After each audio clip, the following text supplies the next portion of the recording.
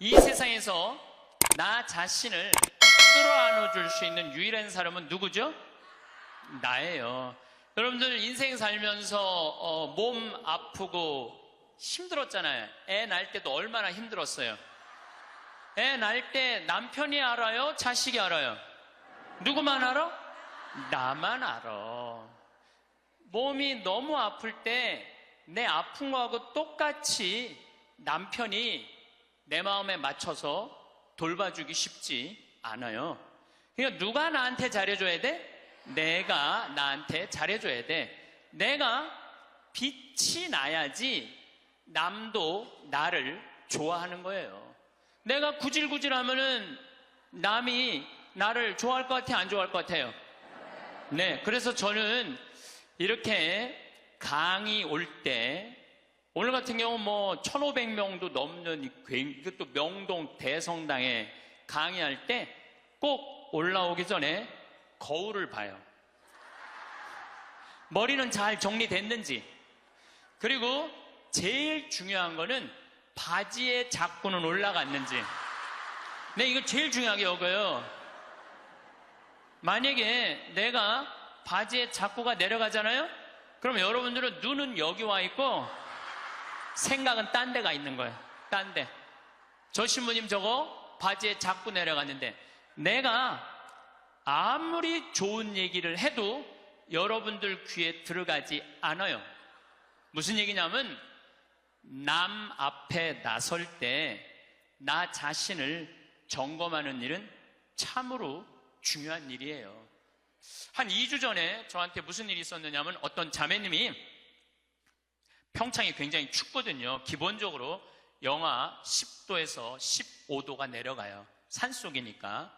그러니까 신부님 추우니까 이거 옷 하나 신부님 거 샀다고 밤에. 근데 딱 입었는데 옷이 따뜻하게 느낌이 좋더라고요. 근데 신부님 뭐 택인지 그거 띄시면 안 된다고, 혹시 수리받을 일이 있으면 그게 필요하니까 신부님도 휙 버리지 마시라고. 그래서 이제 집에 와갖고 그걸 띄고 딱 가격표를 딱 봤는데 165만 원짜리야. 어쩐지 좋더라고. 그런데 그걸 보고 누구 생각이 났느냐면 우리 베드로 신부 생각이 났어요. 베드로 신부가, 장애자들하고 사는 신부가 내가 이 옷을 입고 다니면 뭐라고 그럴까? 분명히 너 제정신이냐 혼냈을 거예요. 또 내가 이렇게 우리 교우들 뭐 여러분들을 무시하는 게 아니라 여러분들 뭐 입어봐야 2, 30만 원짜리 옷 입고 있잖아요. 근데 내가 160만 원짜리 잠바 입고 다니면서 행복을 얘기할 수 있는 자격이 있을까?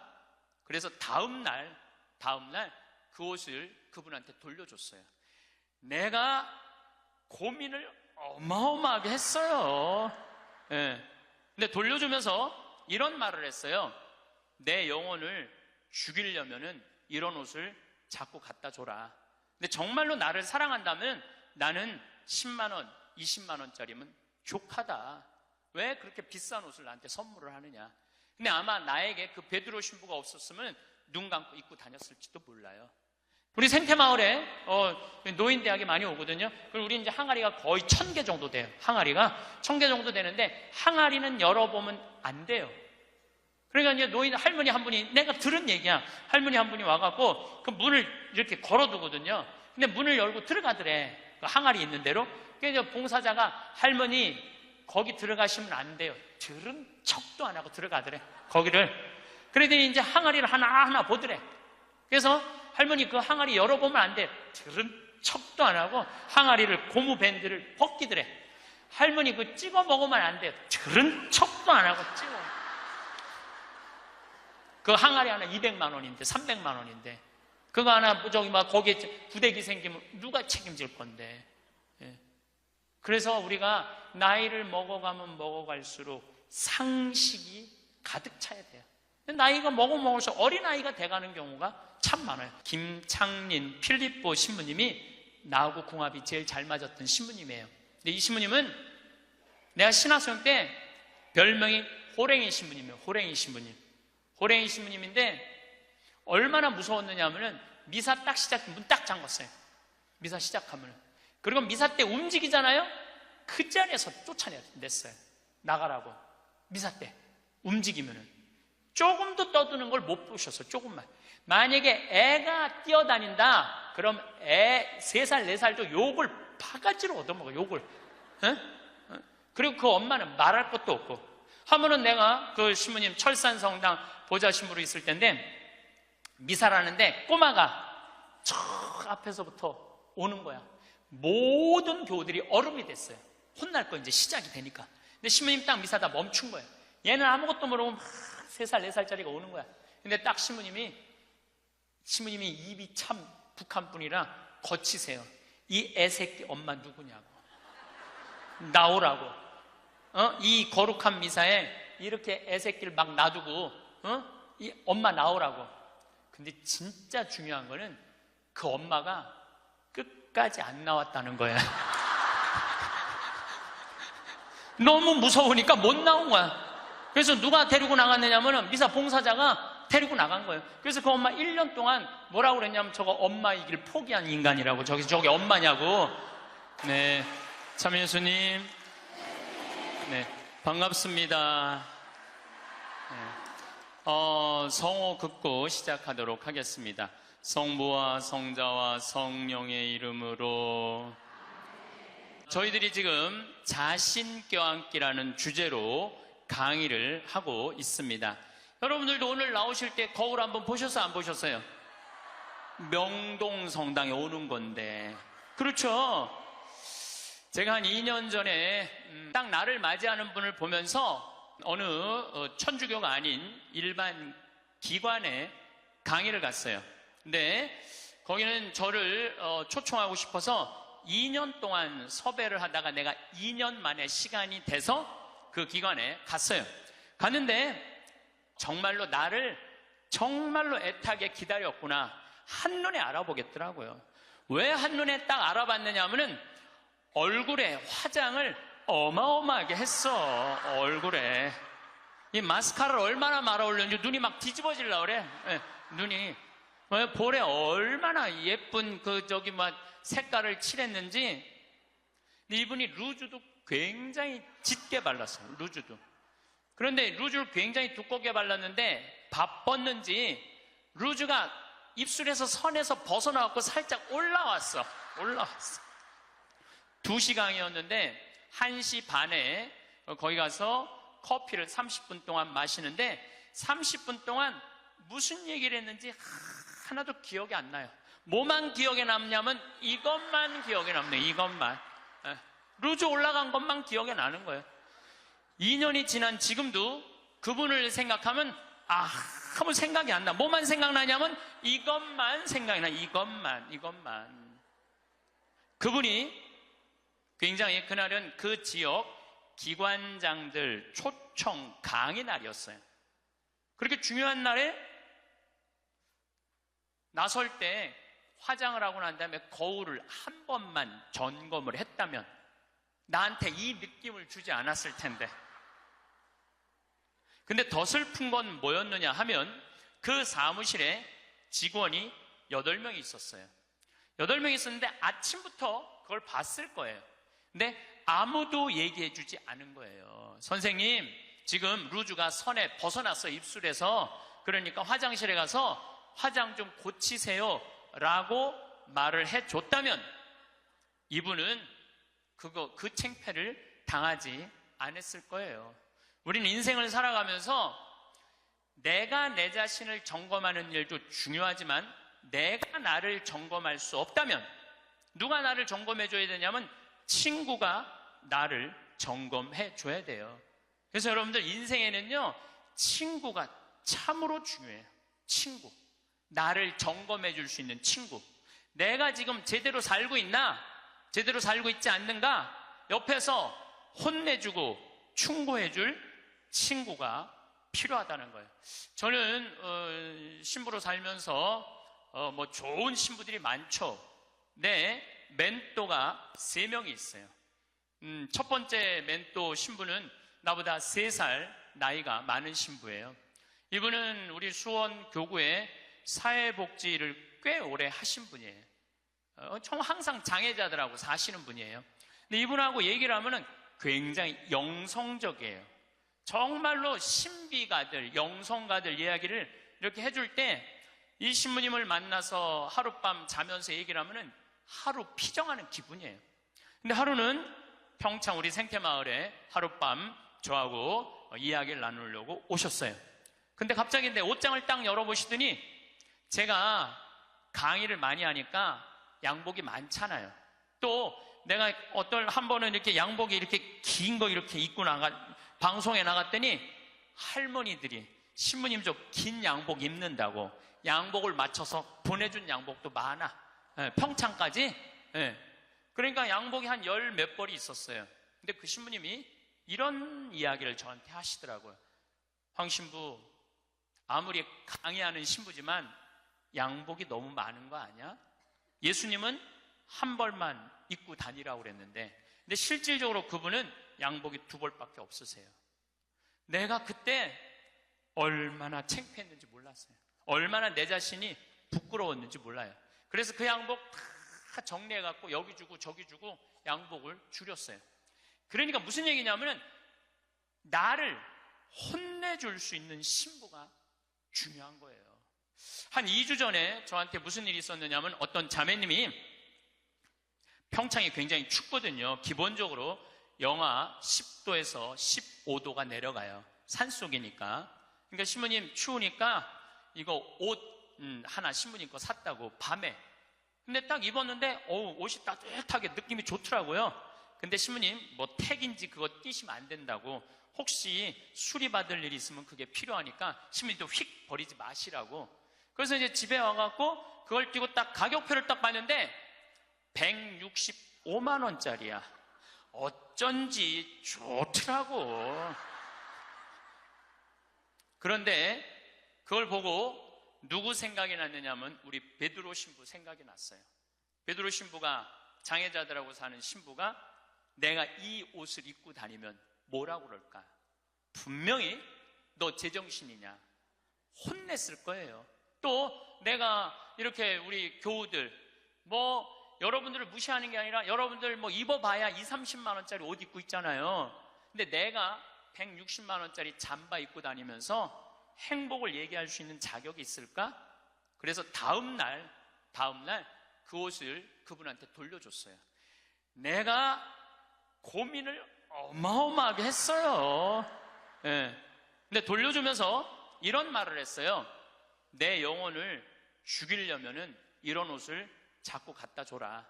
근데 정말로 나를 사랑한다면 나는 10만 원, 20만 원짜리면 족하다. 왜 그렇게 비싼 옷을 나한테 선물을 하느냐. 근데 아마 나에게 그 베드로 신부가 없었으면 눈 감고 입고 다녔을지도 몰라요. 나를 혼내줄 수 있는 신부, 그게 멘토라는 거예요. 두 번째 신부는 굉장히 철학적인 신부예요. 이 신부님은 나보다 4살인가 나는 사실은 나이 많은 거 별로 안 따져요. 120년 동안 살면서 3살, 4살 그걸 따져. 네가 형이냐 내가 동생이냐. 근데 4살 정도 많은 형인데 이 형은 굉장히 철학적인 신부님이에요. 굉장히 철학적인 신부예요. 그래서 이렇게 대화를 해보면은 하룻밤을 이렇게 지내면서 대화를 하면은 너무너무 철학적으로 나한테 도움을 많이 줘요. 내 멘토 신부죠. 또 한 신부는 나보다 7살 많은 형인데 이 신부님은 아무 생각이 없는 신부예요. 아무 생각이 없는 신부예요. 근데 이 신부님은 아침부터 저녁까지 같이 있어도 지겹지 않아요. 아침부터 저녁까지 같이 있으면 너무 재밌어요. 그리고 이 신부님은 내가 이렇게 밥을 먹고 이렇게 있다 보면 이게 김이 묻어요. 이 신부님은요, 껴줘요. 여기 있는 김 껴줘요. 여러분들도 본당 신부님하고 이렇게 자매님들하고 밥 먹는데 먹다 김 딱 묻잖아요. 근데 그거 떼어주기 쉽지 않아요. 또 본당 신부님 앞에 김 묻은지도 모르고 하하하하 거리고 그냥 막 웃어도 끝까지 안 떼어줘요. 근데 그분은 내 입술에 김이 묻으면 떼어줘요. 얼마 전에는 이렇게 코를 풀었는데 내가 코딱지가 이렇게 묻었나 봐. 코딱지가 묻었는데 진짜로 황 신부 코딱지 묻었네. 그리고 떼어주더라고요. 그 형님은 나한테, 한 형은 영성적인 멘토, 한 형은 철학적인 멘토, 한영은 그냥 삶의 멘토예요. 이 신부님이 아무 생각이 없다고 그래서 아무 생각 없이 사신 신부님 아니에요. 새벽 4시에 일어나고 성서 쓰시고 5시만 되면은 할머니들, 미사 일찍 오는 할머니들 마중한다고 묵주기도 1시간 동안 성당 마당에서 하는 신부님이에요. 사랑이 굉장히 많은 신부님이죠. 그 외에도 우리 동기 중에 선비 같은 신부님도 있고, 또 요즘 세월호 그냥 매일 하는 우리 베드로 부건이 신부님도 있고, 정말 내 주위에 좋은 신부들이 많아요. 여러분들은 인생을 사는데 멘토가 몇 명이나 있어요? 때로는 한 명도 없는 경우 많아요. 내 삶의 문제를 이야기 나눌 수 있는, 허심탄회하게 나눠놓고 이야기할 수 있는 사람이 한 명이 없을 수 있어요. 만약에 여러분들이 한 명도 없다면 여러분들은 실패한 인생을 살 수밖에 없다는 거예요. 그래서 여러분들 오늘 이후부터 멘토를 적어도 3명은 정하세요. 난 오늘부터 황창현 신부님을 내 멘토로 삼을 거야. 그건 안 돼요. 왜 안 되냐면 멘토는 내 삶에서 내 삶을, 내 밥그릇, 숟가락이 몇 개 있는지 아는 사람이 멘토가 돼야지 멘토가 될 수 있어요. 또 언제든지 만날 수 있는 사람. 그래서 여러분들 주위에 잘 사는 사람들이 있어요. 분명히 괜찮은 사람들이 있어요. 그 사람한테 찾아가고 나 당신 내 멘토로 삼고 싶다, 나를 좀 도와줘라. 그러면은요, 그렇게 얘기하면 사람은요 책임감을 느끼고 존재의식을 가진대요. 그래서 도와준대요. 그러니까 오늘부터 여러분들 적어도 3명은 찾아가세요. 그래서 나를 고쳐줄 수 있는 사람, 나를 혼내줄 수 있는 사람을 꼭 만드셔야지 인생을 실패하지 않아요. 친구를 잘못 두면요 인생을 망가뜨릴 수 있어요. 최순실 같은 친구를 두면요 인생 망가지는 거예요. 인생만 망가지는 게 아니라 나라도 말아먹을 수 있어요. 나라도 말아먹을 수 있어. 그래서 리카싱이라는 분은 중국의 최대의 갑부예요. 이분이 어떤 친구를 사귀지 말아라. 우리 이건희 회장님은 재산이 13조인데 이 리카싱은 재산이 30조야. 어마어마한 부자예요. 1년에 3천억씩 장학금을 내놓는 분이에요. 자기는 항상 이코노미 타고 다니면서. 대단한 분이죠. 근데 이분이 6불합 7불교라고 그래. 어떤 사람이랑 동업하지 말아라. 첫 번째, 개인적인 욕심이 너무 강한 사람과 동업하지 마라. 딸, 정유라, 그 이상한 고등학교, 이상한 대학교, 비정상적으로 개인적인 욕심이 너무 강했던 사람이죠. 사명감이 없는 사람과 동업하지 마라. 사명감이 없는 사람. 여러분들, 만약에 내 친구가 대통령이야. 그럼 나는 목에 칼이 들어와도 이 5천만을 생각하라고 난 얘기할 것 같아. 그런 사명감 가질 것 같아. 내 친구가 대통령이라면은 내 개인적인 대통령의 힘을 빌려갖고 내 개인적인 욕심 안 채우고. 3번째, 인간미가 없는 사람과 동업하지 마라. 부정적인 사람과 동업하지 마라. 인생에 원칙이 없는 사람과 동업하지 마라. 우리가 인생을 살면서는 원칙이 꼭 필요해요. 저는 어떤 원칙이 있느냐면 1 더하기 1은 2다. 이게 내 인생의 원칙 중에 하나예요. 무슨 얘기냐면은 1억 드리고 1억 은행에 대출 받아갖고 2억짜리 아파트 사면 2억이야. 근데 우리는 무슨 생각해? 1억 내 돈 갖고 1억 대출 받아갖고 2억짜리 아파트 사면 10억 되길 바라잖아요. 그때부터 불행한 거예요.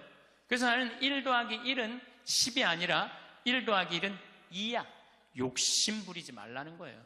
그리고 내 인생의 원칙 중에 하나는 그 달에 번 돈은 그 달에 다 써라. 이게 내 원칙이에요. 그 달에 번 건 그 달에 다 써라. 예. 특히 신부는 쌓여 있으면은 딴 생각하게 돼 있어요. 그래서 그 달에 번 건 그 달에 다 써라. 그럼 내 최고의 원칙은 뭐냐면 인생은 별거 없다. 먹고 마시고 놀자. 여러분들, 제가 작년에도 말씀드렸고 올해도 말씀드렸어요. 인간은요 먹고 마시고 놀지 않으면요 인간이 안 돼요. 내가 대통령 얘기를 안 할래야 안 할 수가 없는데 우리 대통령께서는 어렸을 때부터 경호원 따라다녔어요. 그리고 은둔 생활하고 그리고 국회의원 되고 대통령 됐어요. 평범한 사람들이랑 먹고 마시고 놀 시간이 없었어요. 사람은요, 평범한 사람들이랑 먹고 마시고 웃고 우리 예수님처럼 먹보요 술꾼으로 어려운 사람들 속에서 살아야지 사람이 되는 거예요. 그걸 못하면은요, 많은 부분을 잃어버릴 수 있어요. 그리고 감사할 줄 모르는 사람과 동업하지 마라. 그리고 7. 불교. 불효하는 놈과 사귀지 마라. 사람에게 각박하게 구는 사람과 사귀지 마라. 시시콜콜 따지는 사람과 사귀지 마라. 받기만 하고 주지 않는 사람과는 사귀지 마라. 이게 내 원칙 중에 하나예요. 받기만 하고 주지 않는 사람과는 사귀지 마라. 저는 참 많이 받아요. 정말 많이 받는 사람 중에 하나예요. 작년에 할머니가 나한테 100억 기증했는데 올해 100억을 더 기증해갖고 200억을 내가 받았잖아요. 그리고 내가 잠비아 돕는다고 1000만 원씩 도와달라고 그랬는데 그렇게 100명도 넘게 저를 도와줬어요. 정말 그 명단을 쭉 보니까 나한테 정말 많은 분들이 1000만 원씩 보내줬더라고요. 이번에 내가 가을에 내 배추 심고 고추 심고 무 심어갖고 김장해갖고 농약 하나도 안 친 거 그래갖고 다 보내줬어. 그분들 싹 다 보내줬어. 싹 다 보내줬는데 내가 그랬잖아요. 받기만 하고 주지 않는 사람하고는 사귀지 말라고. 근데 나는 정말 고마워서 보내준 거야. 그런데 놀랍게도 신부님, 우리가 이런 거 바라고 신부님한테 봉헌한 거 아니에요. 이거 받고 그냥 있을 수가 없어요. 그래갖고 또 돈을 그분들 중에 보내준 게 2천만 원이 또 넘어. 신기하죠. 나는 정말로 좋은 마음으로 해. 맛있는 김장 보내주고 싶어서 보내줬는데 그게 또 고맙고 감사한가 봐. 인생은 그렇게 즐거운 거죠. 아부를 잘하는 사람과는 사귀지 마라. 권력자 앞에 원칙 없이 구는 자와 사귀지 마라. 동정심이 없는 사람과는 사귀지 마라. 그러니까 우리가 여러분들 친구를 잘 사귀어야 돼. 친구를 잘못 사귀면은 인생을 망가뜨릴 수밖에 없어요. 나는 과연 내가 내 모습을 볼 수 없다면 내 모습을 볼 수 있는 사람, 나는 누구를 지금 선정하고 살아가고 있는가? 누구를 내 멘토로 정하고 살아가고 있는가? 깊이 반성해야 돼. 나도 내 인생에 3명 멘토가 있고 여러분들도 3명의 멘토가 있는데 우리 대통령도 그런 사람들, 삭식이 깊고 공부 많이 한 사람들의 얘기를 들었다면 오늘 같은 사단이 나지 않았을 거예요. 여러분들 솔로몬 임금님이, 하느님이 내가 너한테 영화를 주랴, 명예를 주랴, 돈을 주랴. 그러니까 솔로몬이 뭘 달라고 그래요? 아니에요. 지혜가 아니라 원문을 보면 듣는 마음이에요. 지도자는요, 듣는 마음이 있어야 돼요. 누구한테? 우리들 이 말하는 그 정말로 전문가들 이야기를 듣는 마음을 가지고 있으면 제대로 된 지도자가. 근데 누구한테 들어야 돼? 제대로 된 사람한테 들어야죠. 이런 친구 여러분들 꼭 가지셔야 돼. 그러면은 여러분들 인생을 실패하지 않을 수 있습니다. 저는 요즘 우리나라 이 사회가 복잡하죠. 사드 문제 때문에 중국, 우리나라 지금 다 경제 차단하고 있어요. 지난주에 제가 제주도 피정을 갔다 왔는데 석유포로 갈 때 택시를 탔는데 지금 중국 사람들 거의 안 들어온대요. 중국 사람들. 왜냐하면 세무조사 들어간대. 땅 산 거 지금 그 사람들 투자 못 한대요. 왜 그러냐면 세무조사 다 들어가서. 그래갖고 너무너무 힘들어. 지금 대통령 내려와라 올라가라 이거 문제할 게 아니에요. 지금 경제가 얼마나 어려운지 몰라요. 지금 며칠 전에는 시와 공단에 있는 본당에 강의를 갔어요. 근데 그 본당 신부가 그러는 거예요. IMF 때보다도 공장이 더 많이 나온다는 거야. IMF 때보다 공장 팔겠다고. 그러니까 지금 나라 경제는요 심각한 거예요. 지금 대통령 올라가고 내려가고 문제가 아니야. 국민들은 지금 빚이 얼마나 많이 늘었어요. 그 전셋값 하늘로 뛰고 참 답답하죠. 지도자들은 저희들끼리 누가 권력을 다음에 먹을 거냐에 눈이 멀어 있고 참 답답하죠. 그런데 답답해하지 마시라고. 왜 답답해하지 마시라고 말씀을 드리냐면, 우리나라는요, 뭐 5.16 혁명, 뭐 그다음에 이 5.18 광주, 우리 정말 그 아이들, 그 군인들이 죽이고, IMF, 그래도 나라는 발전하고 있어요. 그리고 100만 명, 200만 명이 데모를 하는데도 어때요? 휴지 하나 없고 폭력 하나 없잖아요. 전 세계에서 이런 나라가 어디 있어요? 내가 보기엔 국민들 수준은 하늘 끝까지 올라가 있어. 국민들이 탄탄하면은요, 다른 나라 같으면 이러면 벌써 전쟁하고 총 쏘고 난리 났을 거예요. 그런데도 국민들이 수준이 높기 때문에 내 눈에는 아무 문제도 아니야. 난 대한민국이 희망적인 나라라고 생각을 해요. 국민들은요, 공무원들, 요즘 9급 공무원들, 8급 공무원들, 7급 공무원들 열심히 해요. 제가 여주 여러 환경운동 하면서 이제까지 내가 만난 하급 공무원들, 일반 우리 여러분들 자식들은 다 도와줬지 나를 방해한 사람 하나도 없어요. 근데 내가 올라가고 국회의원한테 얘기한 것도 아니고 도지사한테도 얘기한 거 아니야. 난 7급 공무원한테 가고 내가 우리나라 국민들 쉴 수 있는 공간을 꾸미고 싶다. 나를 좀 도와줘라.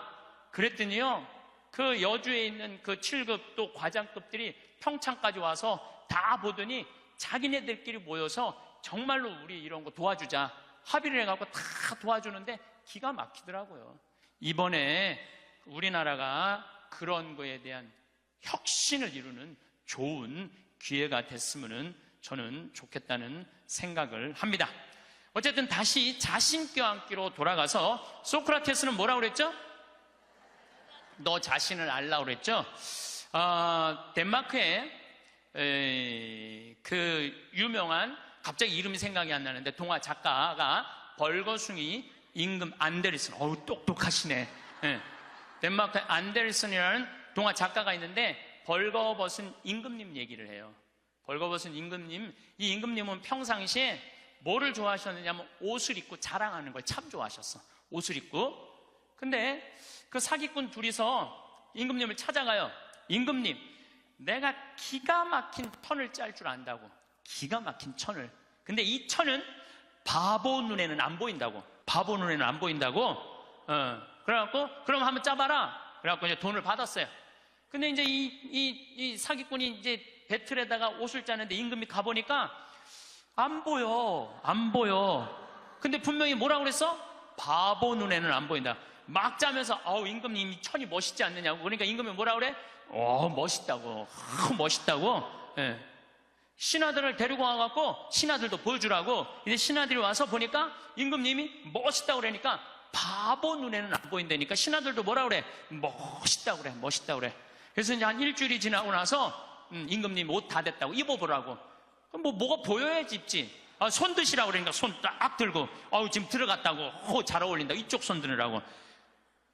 이걸 또 멋있다고 퍼레이드를 하시라고. 그래갖고 임금님이 벌거벗고 퍼레이드를 하네. 온 국민들이 야, 우리 임금님 멋있다고. 왜? 바보 눈에는 안 보이니까. 근데 한 꼬마가 임금님 빨개 벗었네? 그렇게 얘기를 한 거예요. 그러면은 자기도 빨개 벗은 거 알아. 신하들도 빨개 벗은 거 알아. 그런데 놀라운 거는 그 퍼레이드를 멈춰야 되는데, 여러분들 거기까지만 들었죠? 그 다음 얘기가 기가 막혀요. 끝까지 빨개 벗고 퍼레이드를 했다는 거예요. 누구 말을 무시한 거야? 그 꼬마 말을 무시한 거예요. 우리는요, 내가 지금 대통령 얘기하는 거 아니에요, 여러분들. 대통령 얘기하는 게 아니라 내 자신이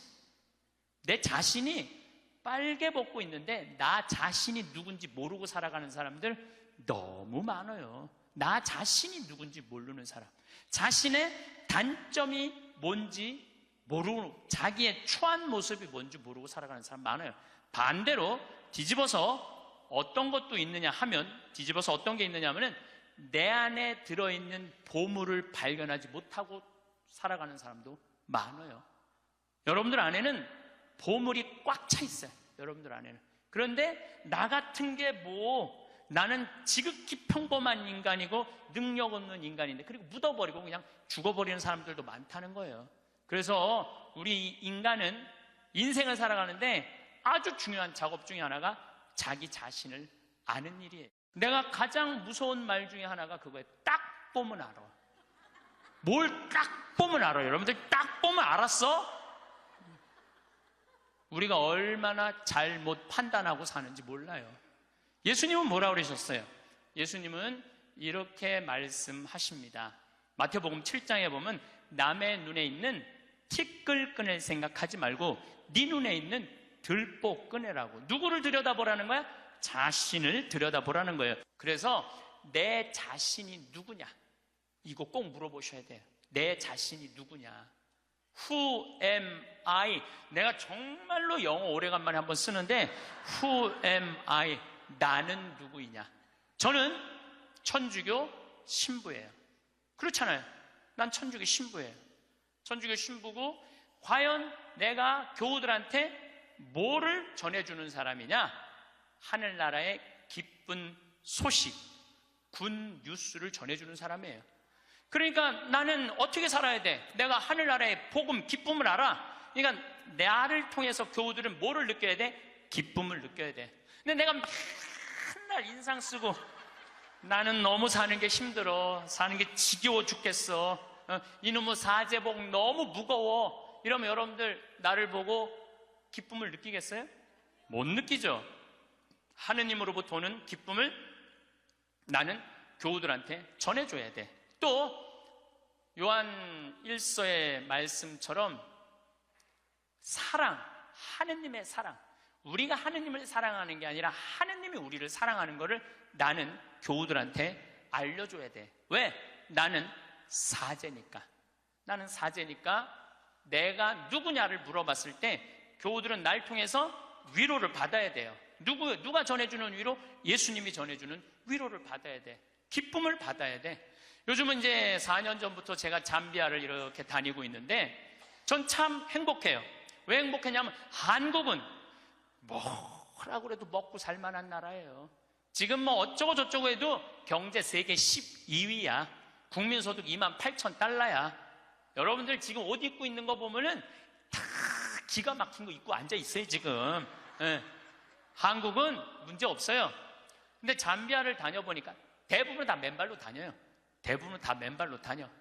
그런데 이번에 잠비아를 갔을 때 그 병원을 운영하는 마들렌이라는 수녀님이 나한테 면담을 청하더라고요. 신부님이 지금 잠비아에 농업대학, 신학교 이런 거 짓는 거 좋습니다.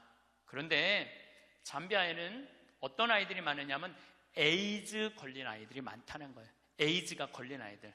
근데 어떤 아이들이 에이즈에 걸리느냐면은 엄마가 정신지체아 엄마가 있대.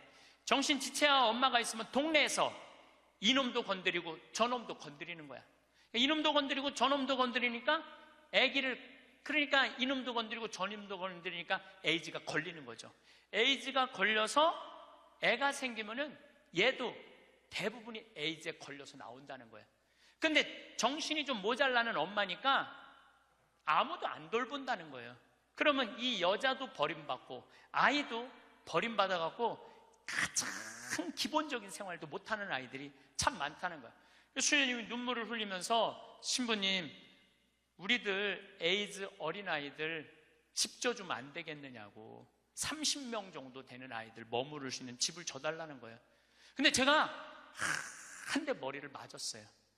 왜냐하면 나는 어마어마한 큰 도시의 큰 대학 건물을 생각했지 에이즈 아이들 집을 줘준다는 생각은 하나도 안 했어요. 저는 혼자서 정말로 예수님한테 죄송했어요. 그리고 그 수녀님의 눈물을 보면서 가슴이 참 아팠어요. 그래서 수녀님한테 약속했어요. 내가 저 주겠다고. 내가 또 마음이 약해요. 그래갖고 이제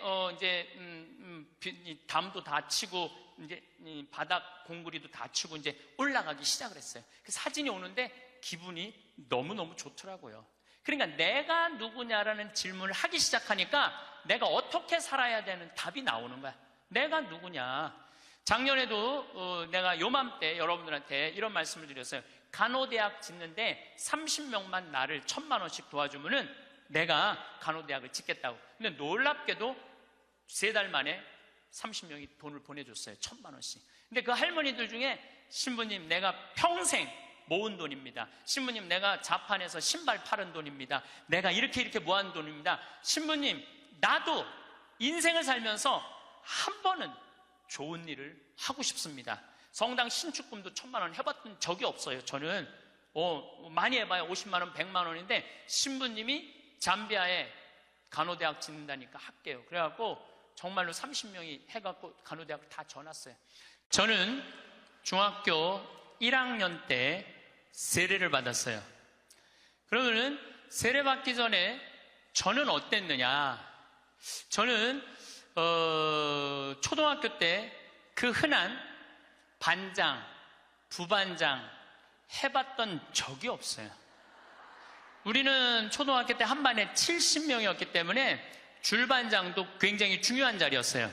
근데 줄반장도 해봤던 적이 없어요. 저는 우등상도 타봤던 적이 없는 아이예요. 그야말로 볼품 없는 아이였어요. 성격은 어땠느냐? 우리가 4형제였는데 우리 집에 제가 막내였어. 막내니까 성격이 까칠했어요. 나 하고 싶은 대로 다 했어요. 그 형들도 누나도 다 봐주고 아버지 어머니 좀 달랐지만은 내가 그 밥 먹다가 신경질이 나면은 숟가락 밥그릇 던지는 건 예사도 아니었어요. 그냥 던졌어. 그냥 그렇게 아주 까칠했어요. 제가. 예. 그런데 중학교 1학년 때 세례를 받으면서 나는 내 인생에 어마어마한 거울을 만난 거예요. 어떤 거울을 만났느냐면 예수 그리스도라는 거울을 만난 거예요. 예수 그리스도라는 거울을 비춰보니까 내가 남에 대한 배려도 할 줄 모르고 사랑도 할 줄 모르고 이해심도 없고 이기적이고 지랄 맞고 아주 볼품이 없는 인간이었어요.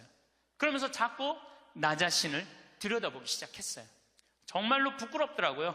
더욱이 예수님은 그 어린 나이에 중학교 1학년 때 예수님이 십자가에 못 박혀 나를 위해서 돌아가셨다는 게 얼마나 나한테 감동적이었는지 몰라요.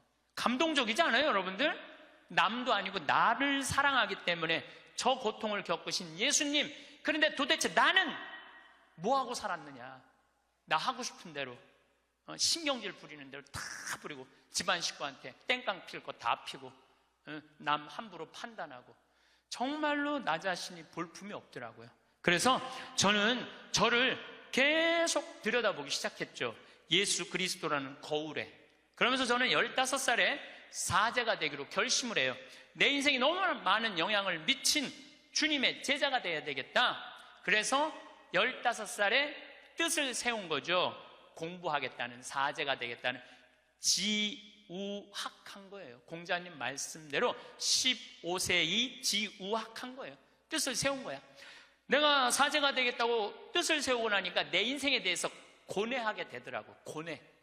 여러분들 인생에 고뇌해야 돼요. 소크라테스는 뭐라고 그러냐면은 자기 삶에 대해서 고뇌하지 않는 인간은 인간이 아니라고 그랬어요. 자기 삶에 대해서 내 삶이 지금 잘 살고 있느냐, 잘 살고 있지 않느냐 고뇌하지 않으면은 그 삶은 가치가 없다고 그랬어요. 가치가. 여러분들은 지금 살고 있는 삶이 가치 있어요, 가치 없어요? 고뇌해야 돼요. 내가 정말 가치 있는 삶을 살고 있는가? 제가 30에 31입이라고 그래요. 30에 신부가 됐어. 이제 신부가 됐으니 얼마나 좋아. 그런데 내 인생에 가장 많은 실수를 저지른 게 30이에요. 30대 때 나는 내 강의 때 핸드폰이 울리면 가만히 놔두질 않았어요. 미사할 때 핸드폰 울리잖아요. 이 거룩한 시간에 무식하게 핸드폰도 안 꺼놓고 분심 들게 한다고. 한 번은 이렇게 거양 성체를 하는데 핸드폰이 울리더라고요. 딱 내려놓고 내가 뭘 했겠어요. 일주일에 한 번 거룩하게 기도 한번 해보겠다는데 그놈의 핸드폰을 안 꺼놓느냐고. 무식하게 남들 정신 산란하게. 근데 미사가 끝났는데 자매 하나가 와서 신부님 죄송하다는 거예요. 뭐가 죄송하냐니까 우리 남편 핸드폰이라는 거예요. 그래서 남편 핸드폰이면 남편이 와야지 왜 당신이 오느냐? 남편이 손이 없냐? 발이 없냐? 입이 없냐? 그랬더니 이 자매 하는 말이 신부님 우리 남편은 청각 장애자라는 거예요. 따라서 말도 못하는 거예요. 항상 진동으로 해놓는데 풀린 거야. 풀리고 난 다음에 자기도 모르고 아내도 몰랐던 거야. 너무 죄송하다고 신부님 미사 때 분심 들게 해서. 내가 그날 이후부터 지금까지 내 강의 때 핸드폰 올려도 한 번도 신경질을 부린 적이 없어. 한 번도. 근데 30대 때는 그랬어요. 그리고 내가 지금 50이 돼 보니까 네 바지에서 울리는지 내 바지에서 울리는지도 모르겠더라고. 한 번은 춘천 수무숲 성당이라는 곳에 강의를 갔는데 막 강의를 시작하는데 핸드폰이 막 울리더라고요. 그래서 내가 얘기했죠. 나는 내 강의 때 핸드폰 울려도 한 번도 신경질을 부린 적이 없다고. 그런데도 계속 울리는 거예요. 기분이 싸해. 보니까 내 바지에서 울리는 거. 내 바지에서. 근데 만약에 내가 무식하게 핸드폰도 안 꺼놓고 강의하는데 남들 방해준다고 그러는데 내 바지에서 울렸잖아요. 그러면 나는 강의 못하고 그냥 가야 돼요. 그런데 30대 때는 보이는 대로 지적했어요. 교우들 잘못하면은 바로 그 자리에서 혼냈어요. 교우들 성체할 때도 여러분들 성체는 왼손이 올라와갖고 오른손으로 영해야 돼요. 그렇죠? 근데 어떤 교우들은 오른손으로 올려갖고 왼손으로 영하는 교우들이 있어요. 그럼 잘못된 거죠. 왜냐하면 이 오른손이 거룩한 손이니까 오른손으로 영해야지. 근데 손이 바뀌면은 지적해주지도 않아. 그냥 손바닥을 내리치는 거예요. 똑바로 하라고. 짝 소리가 나잖아요. 그럼 뒤에 성체 영화로 나오는 교우들이 내가 굉장히 무서웠으니까 보면 어떻게 하고 나오느냐면 막 이러면서 나와요. 마지막에 와서 틀려 또 보면은. 30대 때는 정말 그랬어요. 30대 때는. 근데 40대 때는 생각을 해보니까 주부들이 손목 관절염 있는 주부들이 있어. 그러니까 이게 안 돌아가는 거야. 안 돌아. 그러니까 반대로 하는 거예요. 근데 30대 때는 그런 걸 몰랐어요. 그냥 원칙대로 하는 거. 원칙대로. 그러니까 손바닥을 내리치고 그 짓을 했죠. 참, 나는 30대 내 인생을 지워버리고 싶어. 그래서 40이 되면서는 이제는 왼손으로 올리든 오른손으로 올리든 상관하지 않아. 왼손으로 올리면 왼손에 영해드리고 오른손으로 영해드려. 근데 어떤 경우들은 헷갈리니까 그냥 이렇게 나오는 교우들도 있어. 그럼 내가 어떻게 하는 줄 알아? 그냥 정가운데다 영해드려. 정가운데다. 30대 때는 주교님 욕도 가장 많이 한 게 내 30대 주교님 욕도. 왜 성당을 분가를 하냐, 교회 정신에 어긋났다. 그리고 30대에 내가 처음 본당 신부로 갔는데 교우가 4,000명이에요. 4,000명. 근데 사실은 신학교에서 공부했지 사회 경험이 뭐가 있어요. 근데 이 교우들은 막 교수들도 있고 박사들도 있고 무슨 국회의원도 있고 군수도 있고. 근데 이게 내가 모르는 척하고 잘 모르는 거 하면 내가 눌리잖아요. 그러니까 무조건 아는 척하는 거야. 무조건 아는 척하고 틀려도 일단 우기는 거야. 따라오라고. 30대 때는 정말 그랬어. 30대 때는 참 내가 보기엔 참 한심한 시간을 보냈죠. 30대 때 가장 후회되는 게 사람을 만날 때 목적으로 만났어요. 무슨 얘기냐면 군수, 국회의원, 돈 많은 사람들 만나면 나 환경운동하는데 저 사람 좀 도와주지 않을까? 그래서 참 시간 만들어서 만나주고 저 교우들이 그냥 평범한 교우 나 바쁘다 그러고 그런 사람들이 만나자 그러면 그냥 시간 내서 만나고 정말로 지워버리고 싶은 내 모습 중에 하나였어요. 30대 때 일입은 했으나 성숙하지 못한 나이였죠. 쓰긴 섰지만은 성숙하지가 않았어요. 30대 때. 그러니까 30대 때는 배신도 많이 당했어요. 배신을 왜 당했겠어? 내가 바라는 게 많은데 부자들 막 오면 신부님 내가 좀 도와줄 수 있을 것 같아요. 땅이 팔리면은 도와줄 수 있을 것 같아. 그래갖고 계속 만나고 밥도 먹고 그러는데 이놈의 땅이 팔리지도 않고 도와줄 생각도 안 하는 거야. 30대 때는 그랬어요. 30대 때는 이렇게 생각해 보면은 나 혼자 잘난 척하고 아는 척하고 있는 척하고 그랬던 세월이 내 30대. 그리고 30대 때는 듣지도 않았어요. 그냥 내 말하기 바빴어. 내 말하기 바빴던 게 30대 내 인생이었죠.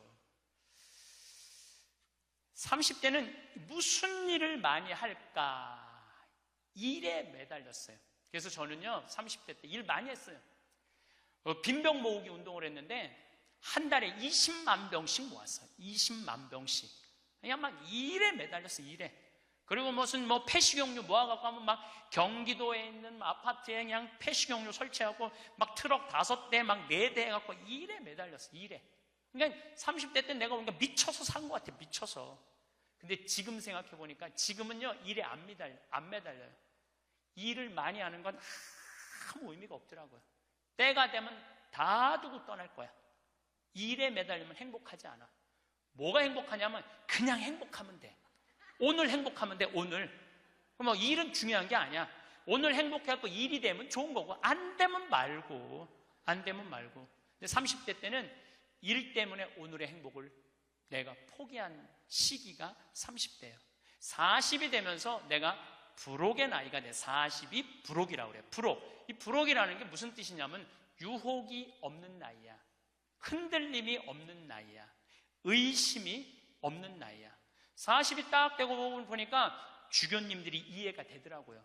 주교님들이 우리 수원교구 신부가 500명인데 그 중에 잘 사는 신부들도 있지만 사고 치는 신부들이 얼마나 많아요. 여자 문제, 돈 문제, 교우들하고 싸우는 문제, 정말 복잡하겠더라고요. 그 500명의 신부들을 관리하려고 그러니 주교님들이 얼마나 머리가 아파요. 이해가 되더라고, 주교님이. 그래서 내가 40살 이후에 그런 주교직이 얼마나 어려운 걸 이해하고부터는 주교님을 욕한 적이 한 번도 없어. 이날 이때까지. 이해가 되니까. 그리고 유혹이라는 게 뭐예요? 불혹이라는 게 뭐예요? 신앙에서도 별로 유혹받을 게 없어.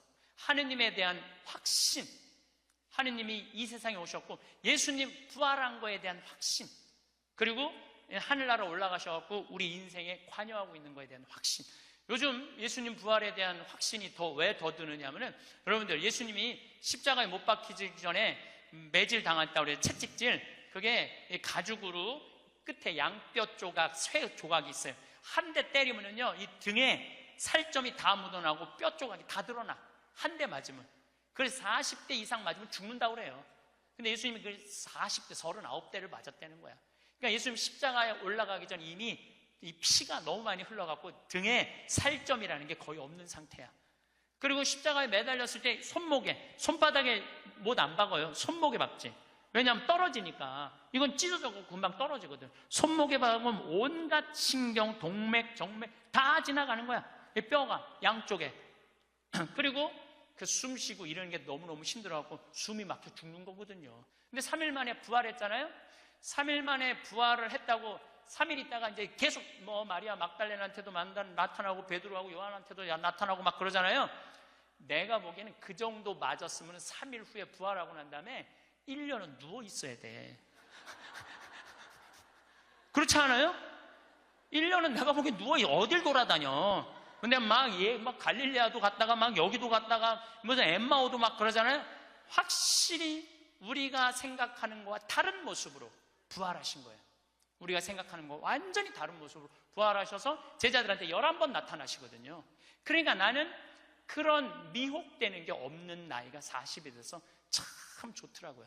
40이 돼서 너무 좋았던 것 중에 하나가 돈에 대한 유혹이 없는 거야. 30대 때는 돈 많은 사람 막 만나고 막 그랬는데 이제는 40이 되면서부터 다 소용없더라고. 보니까 돈 많은 사람 폰만 썼지 안 도와줘요. 진짜 소중한 분들은 누구냐면 바로 여기 계신 여러분들. 정말로 우리 생태마을에 후원하는 분들이 10,000명이거든요. 그분들 3,000원, 5,000원이야. 근데 그분들이 20년 동안 나를 후원해줬는데 100억이 넘더라고. 그 후원도. 그분들이 나한테는 보물이라는 생각이 40대 들어서 생각이 나는 거야. 그러니까 지금은 부자가 오든 가난한 사람이 오든 폼을 쓰는 사람이 오든 폼을 안 쓰는 사람이 오든 아무 상관이 없어. 불혹이죠. 유혹받지 않는 거예요. 의심 가는 것도 없고 유혹받지 않는 거. 그러니까 마음 안에 미운 사람이 없으니까 뭐가 있냐면 평화가 있더라고. 평화. 근데 문제는 미운 놈은 하나도 없는데 마음에 안 드는 놈들은 너무 많아. 이 마음에 안 드는 놈이, 내가 40이 돼서 제일 감사한 것 중에 하나가 미운 사람이 하나도 없는 거예요. 그리고 미운 사람이 없다 보니까 마음에 평화를 많이 찾게 되더라고요. 근데 문제는 마음에 안 드는 놈들은 너무 많아. 근데 여러분들 인생 살면서 모든 사람들이 마음에 들 수 있을까요? 그건 불가능해요. 왜 불가능하냐면은 보수가 있고 진보가 있고 또 정치에 관심이 있는 사람이 있고 정치에 관심이 없는 사람이 있고 환경에 관심이 있는 사람이 있고 인권에 관심이 있는 사람이 다 달라. 다 다른데 어떻게 나하고 생각이 다르다고 미워할 필요까지 있느냐 이거예요. 그냥 네모난 놈은 네모난 대로, 세모나면 세모난 대로, 동그라면 동그란 대로 인정해주면 돼요. 그리고 제가 40이 들어서 제일 감사한 것 중에 하나가 30대 때는 일일이 막 지적해주고 가르쳐야지 속이 편했는데 40대는 안 그래요. 왜 안 그러느냐면 귀찮아. 그런 거를 일일이 다 신경 쓴다는 것 자체가 귀찮아요. 그런 것까지 신경 쓰고 살 필요가 없는데 뭐하러 그렇게 크고 세세한 것까지 관심을 갖고 사느냐 이거예요. 어제는 이제 수원 우리 두 번째 멘토 신부 성당에 가서 강의를 하게 됐는데 오늘 평화방송한다고 좀 이렇게 마사지를 받으려고 그러는데 마사지 예약한 사람이 까먹고 집에 휴가를 가버렸다고 그러더라고요. 그래갖고 이제 직원을 바깥에서 운전하는 직원을 한 30분 정도 기다리는데 그 성균관대학 수원에 성균관대학이 있는 데인데 그 수많은 젊은 여대생들이 확 지나가더라고요. 그런데 참 슬픈 건지 좋은 건지 모르겠는데 지나만 가지 얼굴이 안 보여. 눈이 이게 침침해갖고요. 이쁜 여자가 안 보여. 이쁜 여자가. 그것도 한편으로는 참 좋다 그런 생각도 들더라고요.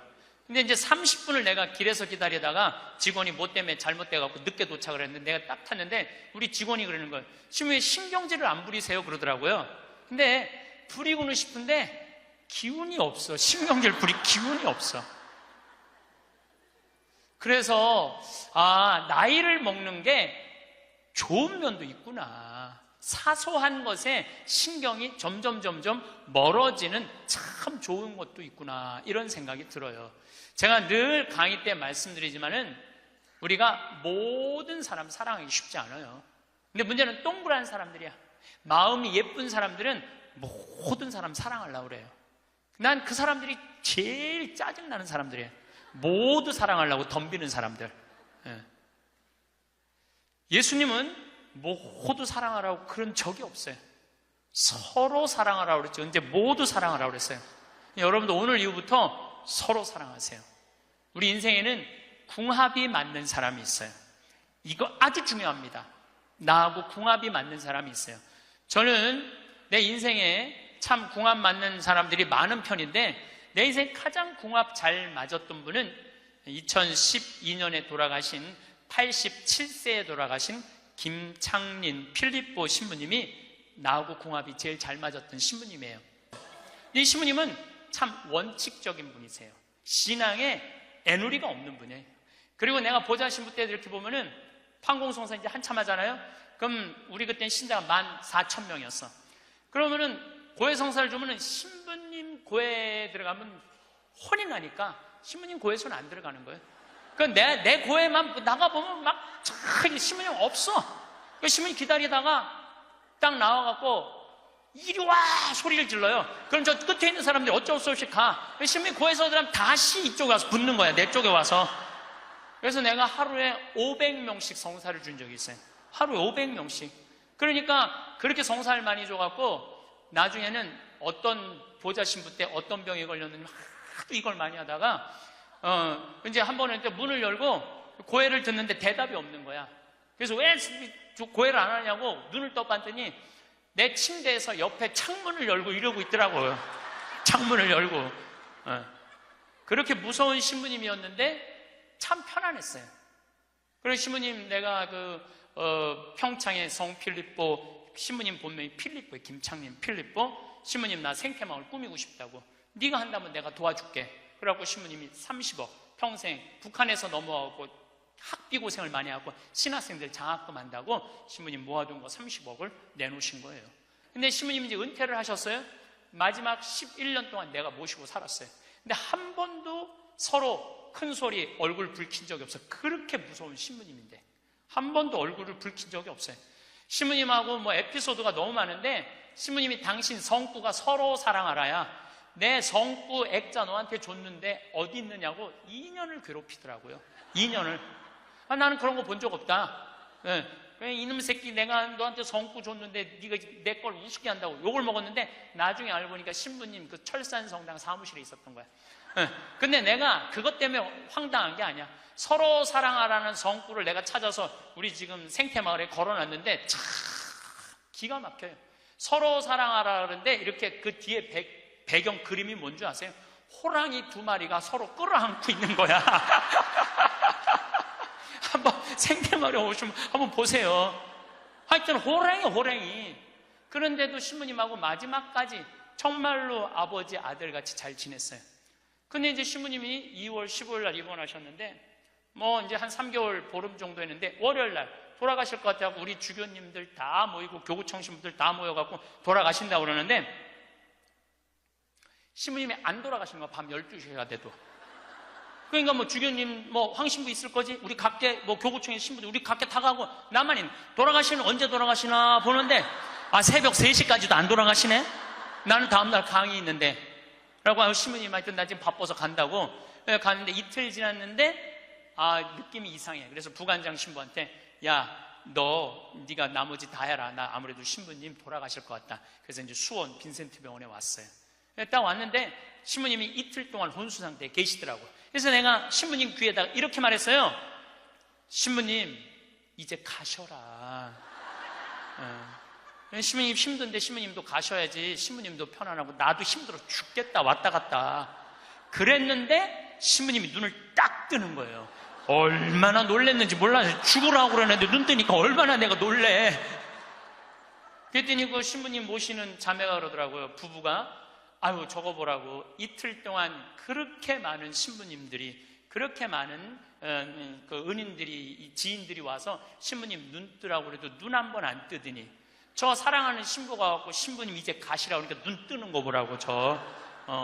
신부님 매일 저를 위한 미사를 하셨거든요. 매일매일.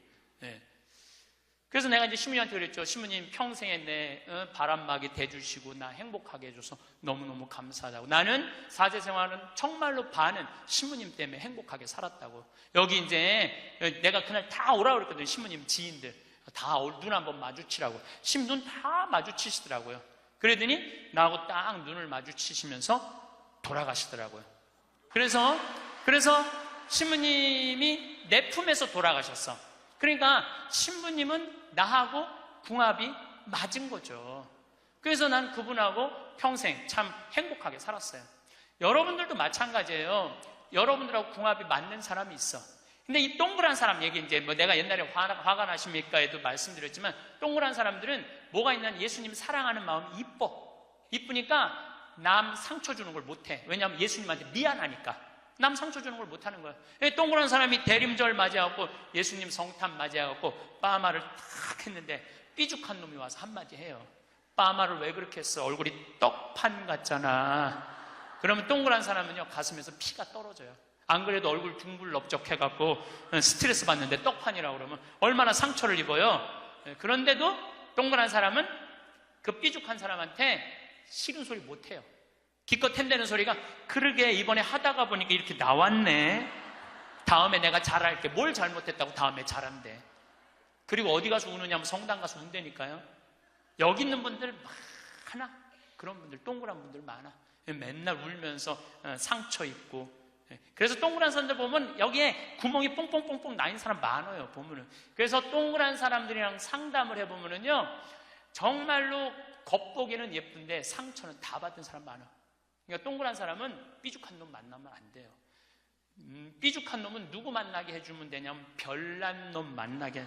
별난. 찔러도 안 찔리는. 파마를 왜 그렇게 해서 얼굴 떡판 같잖아. 그럼 별난 사람은 뭐라고 그러느냐면은, 너나 잘하고 다녀. 너나 남 챙겨내지 말고. 그럼 이 사람 상처 안 입어요. 상처 안 입는데 동그란 사람들이 상처를 입는다니까. 그래서 여러분들은 지금 50, 60 되신 분들, 여러분들 앞으로도 50년, 60년 인생 더 살아야 돼요. 미운 사람이랑 뭐하러 힘들게 가요? 내가 마음에 드는 사람, 좋은 사람이랑 가셔야죠. 그래서 오늘 이후부터 아까도 제가 멘토 얘기했지만은 우리가 멘토를 잘 만나야 돼요. 그래서 저는 막 보면은 성격 까칠한 사람들 가능한 한 안 만나요. 연락도 안 하고. 내가 좋은 사람들은 난 연락 많이 해요. 전화도 많이 하고 밥도 자주 먹고 참 좋은 것 같아. 우리 나한테 생태마을 꿈이라고 100억 주고 잠비아에 100억 준 우리 83살 된 우리 은인한, 저는 한 달에 한 번 전화해서 꼭 같이 밥 먹어요. 우리 어머니 아버지도 한 달에 한 번 꼭 같이 밥 먹고, 내가 좋은 사람만 난 전화해서 밥 먹어. 굳이 삐죽한 애 전화해갖고 내가 예수 그리스도의 이름으로 저 사람을 사랑하고야 말리라, 난 안 그런다 이거야. 그래서 40 부록이 되면서 유혹도 흔들림도 의심도 별로 없어진 것에 대해서 너무너무 감사하다는 거죠. 50이 지천명이야. 50이 지천명. 50이 되면은 뭐 해야 되느냐면 하늘의 뜻을 아는 나이야. 49까지는 세상에 관심이 많았다면 50부터는 어디에 관심이 많아야 돼? 하늘나라에 관심이 많아야 돼. 여러분들은 49까지는 세상에 속해서 살았어. 세상 일 많이 하고 살았어요. 그럼 50부터는 이제 내가 이제 어디 갈 거야? 하늘나라 갈 거 아니야 이제는 갈 날이 점점 다가오잖아요. 30대 때는 하느님의 이름을 빌려서 내일을 했어요. 30대 때는 어땠냐, 뭐가 진행이 안 되면 성질을 있는 대로 부렸어요. 30대 때는. 근데 요즘은 막 일이 진행이 안 되잖아요. 그럼 딱 내려놔요. 그리고 이렇게 말합니다. 당신이 원하는 게 아니네. 그거 딱 내려놔요. 당신이 원하는 일이면, 하느님 당신이 원하는 일이면 되겠지. 제가 작년에 잠비아에 가갖고 간호대학 수도된 걸 보고 저 사는 맛 사는 멋 삼교 한 끼 책 팔은 거 2억 인세 내놨다고 그랬잖아요. 그래갖고 교우들한테 1,000만 원씩 30명만 도와달라고 그랬잖아요. 그런데 2월 달에 방송에 나갔는데 4월 마지막 주에 2억 8천이 모인 거야. 2달 만에 2억 8천이. 내가 한번 모금도 나간 적이 없는데 다 전화해서 마지막 토요일에 내가 하느님한테 이렇게 기도했어요. 하느님, 왜 2천만 원이 비냐고. 진짜 그렇게 기도했어요. 진짜. 아니 내가 2억을 내놨으면 당신 3억 내놔야 될 거 아니냐고 그렇게 기도를 했는데, 그날 저녁에 종도도 다른 할머니가 나한테 전화했어요. 신부님, 당신이 기도를 하는 중에 내가 돈이 필요할 것 같아갖고 2천만 원 보냈다는 거예요. 2천만 원. 나는 기쁘지 않았어요. 왜 기쁘지 않았냐면 너무 놀랐어요. 하느님이 다 듣고 하느님 왜 2천만 원이 비냐고 그랬더니 그 저녁에 2천만 원을 채워주셨으니 여러분들 기쁠 것 같아요? 무서울 것 같아요? 무섭죠. 와. 그래서 예수님이 너희들 많은 말 하지 말아라. 아버지가 너희가 필요한 것을 다 알고 계신다. 그래서 내가 기도를 안 한다니까요. 내가 기도를 안 해요. 내가 잠비아에 농업대학 세울까? 그랬더니 100억 갖다 줬잖아요. 그래갖고 농업대학 부지가 필요한데 그랬더니 1,000만 평 대통령이 줬잖아요. 어떻게 기도를 해? 생각만 해도 하느님이 이렇게 쏟아주는데 기도까지 해주면 나는 죽어. 이거 기도까지. 근데 나는 어떤 믿음이 있느냐면 지천명, 하늘의 뜻을 알아요. 하느님이 원하는 일이면 된다. 네. 그리고 이제 잠비아에 제가 이제 4년을 다니면서 돈도 많이 이제 그 신학교 잠비아를 쭉 다녔는데 내가 너무너무 놀란 거는 잠비아의 신자가 500만 명이에요. 그리고 내가 다니고 있는 은돌라 교구는 신자가 100만 명이야. 100만 명. 근데 신학교가 없는 거야. 잠비아 신학생은 지금 480명이 있대요. 근데 기숙사가 없는 거야. 1, 2학년이 철학과 이렇게 다니고 이상하게 하여튼 신학 과정이 있더라고. 그래서 은돌라 교구의 반달 주교님께서 나한테 요청이 왔어요. 우리 여기 잠비아에 신학교를 좀 줘달라고. 근데 그 신학교 짓는 거 어렵잖아. 땅 이미 1,000만 평 있고 10억이면 신학교 짓거든요. 10억이면 벌써 100억 기증 받았고, 나는 농업대학만 할 생각을 했지 그 신학교 줘줄 생각을 안 했거든요. 근데 생각해보니까 이거 신학교 짓는 거 이게 정말로 의미 있는 일이구나. 이게 누구의 뜻이냐? 1,000명이라는 거야. 하느님의 뜻이구나. 그래서 요즘 이제 신학교를 이제 설계를 다 끝냈어요. 신학교 설계도 다 끝났어. 그래갖고 짓는데 이제 반달 주교님이 지난 9월달, 10월달에 한국에 들어오셨어요. 근데 또 마침 우리 수원교구의 이용훈 주교님께서 그러면은 저도 그렇죠. 우리 수원교구 주교님 이름으로 책임지고 끝까지 져주기로 두 주교님께서 사인을 딱 했어. 내가 그걸 보면서 아 그래 하느님이 이렇게 역사하시는구나 그런 걸 느끼면서 내 일을 하는 게 아니라 이제 누구 일을 해? 하느님의 일을 해. 하느님의 일을 하니까 내가 책임질 필요 있어요 없어요? 없어. 누가 책임져야 돼? 하느님이 책임져야 돼. 그야말로 내 기도는 배째라야. 줄래면 주고 말래면 말아라. 그런데 잠비아에 이번에 미국 교우들이 20명이 따라왔어요. 그런데 참 그 사연이 기가 막히더라고요. 딸이 수의학과 다니다가 교통사고로 죽은 거야. 보나라는 아이인데 24살인가 6살에. 근데 그 딸 생일날 잠비아에서 보나 샘이라고 샘을 판 거예요. 근데 그분들이 그 주교님을 만나더니 우리도 잠비아에 신학교 짓는데 자기네들이 가능하면 100만 달러 다 모아보겠다는 거예요. 이게 그러니까 내가 그런 일을 저지르는 게 아니라 하느님이 알아서 하는 거야. 나는 뭐만 해? 심부름만 하는 거야.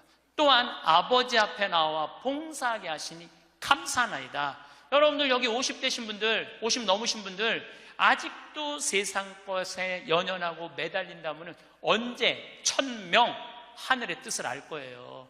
이제 이 세상 돌아가는 삼라 만상 이치 다 할 나이 아니에요. 50이 되면은. 그렇다면은 내가 이 세상에서 하나라도 더 가지고 끝나는 게 아니고 이 세상에서 하느님 보시기 좋은 일을 하고 가는 게 중요하다는 거예요. 욕심을 버리시면은요 여러분들 마음 안에 기쁨이 있어.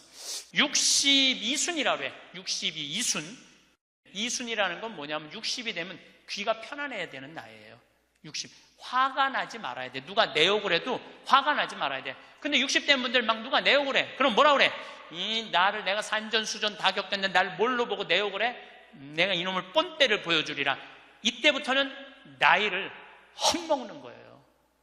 누가 내 욕을 해도 화가 나지 말아야 돼. 내 커피숍 하는 친구가 있어. 이 친구가 해준 얘기예요. 무슨 얘기냐면은 1시에 자기 커피숍에 60 먹은 아줌마 10명이 들어오더래요. 그래갖고 야 커피 한 잔이 6,000원 7,000원이니까 한 7만원 버나보다. 근데 아줌마들이 딱 들어와서 한다는 소리가 우리가 지금 개모임을 해갖고 밥을 많이 먹어갖고 패가 불러서 3잔만 시키겠다고. 3잔만 시키겠다고. 3잔만 시키더래요. 10명이 상 3개 딱 차려 해갖고. 그랬더니 요즘 리필이 다 되잖아요. 한참 먹더니 또 있더니 와서 리필해달라고 그러더래. 리필. 또 그 큰 컵에다 리필을 다 해준 거야. 그랬더니 다시 오더니 그러더래요. 이거 우리 귀양 리필해준 거 우리 나눠 먹게 잔 좀 더 달라고. 그래갖고 1시부터 3시까지 10명이 3잔 시켜서 온갖 수다 그냥 다 박장대소 하고 막 깔깔거리면서 3잔 값을 내고 나가더래요. 너무 가슴이 아프더래요.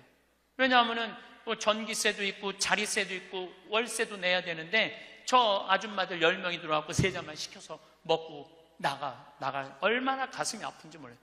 여러분들 돈이 없으면은 막심 골드 그 150원이야. 스틱 커피 그거 10개 사면 1,500원이야. 그럼 보온병 사다가 종이컵 사다가 종이컵은 안 되지만은 그냥 그 앞에 공원이거든. 그거 먹으면 되지.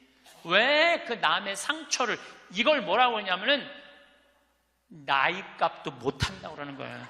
늙으려면 어떻게 늙어? 곱게 늙어. 늙으려면 곱게 늙어야 돼.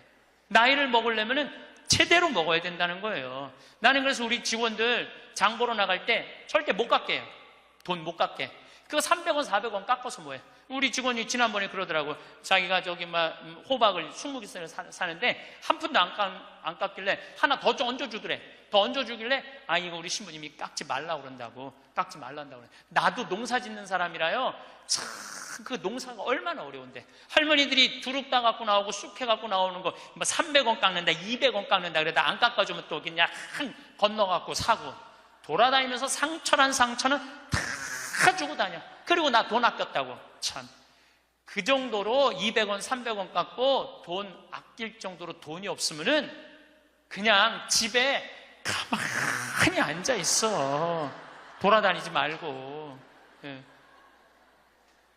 그래서 나이값을 해야 된다는 거예요. 나이값. 늙으려면 어떻게 늙어? 곱게 늙어야 돼. 늙으려면. 그리고 60이 되면은 이순이라는 게 뭐냐면은 누가 내 욕을 해도 화가 나지 말아야 되는 것뿐만 아니라 이해 안 되는 게 없어야 돼요. 삼라만상 우주, 아까 1000명이라고 그랬잖아요. 1000명 안에는 우주 만물의 조화까지 다 알아야 돼. 그 60이 되면은 이해 안 되는 게 없어야 돼. 내가 60 되신 분 중에 너무너무 멋있는 분 한 분을 알고 계세요. 난 그분 지금 얼굴도 본 적이 없는 분이에요.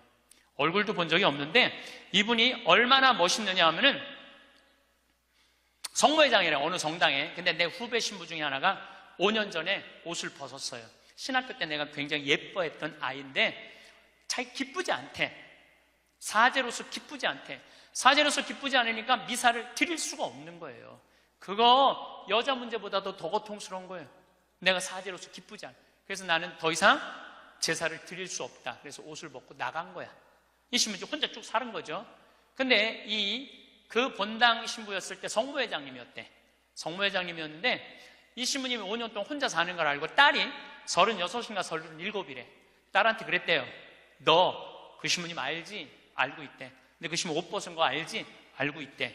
근데 너 지금 시집도 안 가고 혼자 사니 이렇게 허송 세월 보내지 말고 신부님 외롭고 힘든데 너 신부님한테 시집이나 가서 밥도 해주고 빨래도 해주고 의지가지 하면 어떻겠느냐. 그 성모회장님이 남편도 설득했대. 당신 저 본당 신부님 있을 때 저런 사이 하나 있으면 좋겠다고 그러지 않았느냐고. 저 사이 사모면 되지 않겠느냐고 남편도 설득하고 남편도 좋다고 그랬대. 그래갖고 이번 3월 신부님한테 찾아간 거야. 내 딸 줄 테니까 신부님 혼자 외롭게 살지 말고 내 딸 이제 데리고 같이 살았으면 좋겠다고. 그래서 이번 3월 달에 결혼을 시킨 거야. 60이 되려면 그 정도는 돼야지. 60이 되려면 그 정도는 돼야지. 신부님도 옷 벗고 나가면 내가 저 신부님 더럽다고, 저 신부님 저럴 수 있느냐고, 내가 그렇게 안 봤는데 욕이나 하고 돌이나 던지고, 그건 나이를 헛먹는 거예요. 그 신부는 얼마나 힘들었겠어, 인생 살면서. 자기 맞지도 않는 옷 입고 이러지도 못하고 저러지도 못하고 부모님 상처 줄까봐 옷도 못 벗고 얼마나 힘들겠어. 그 정도 이해는 돼야지. 60이 돼갖고 옷 벗고 나가면 나는 이해가 안 되네. 저 신부님 왜 옷을 벗고 나갔을까. 그래서 60이라는 건요 정말 아름답기 시작한 나이예요. 저는 60된 여자친구들이 많아요, 진짜로. 근데 60된 분들하고 이렇게 대하면 참 편안해요. 30대 40대 이 여자들은 불편해. 불편해. 근데 60만 되면은 아주 편안해. 그리고 60이라고 얼굴이 못생긴 것도 아니야. 이뻐 다.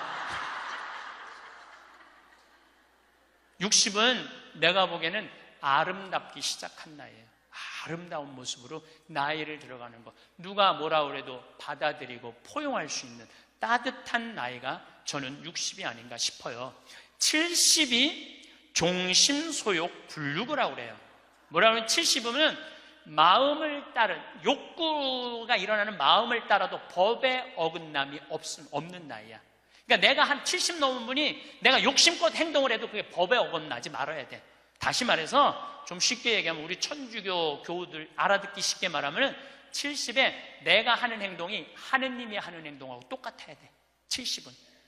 근데 70된 할머니들 막 잔치집에 갔는데 그냥 부친 게 맛있다고 꼬쟁이에 그 집에 부친 게 남든 모자라든 상관하지 않고 꼬쟁이에 싸갖고 막.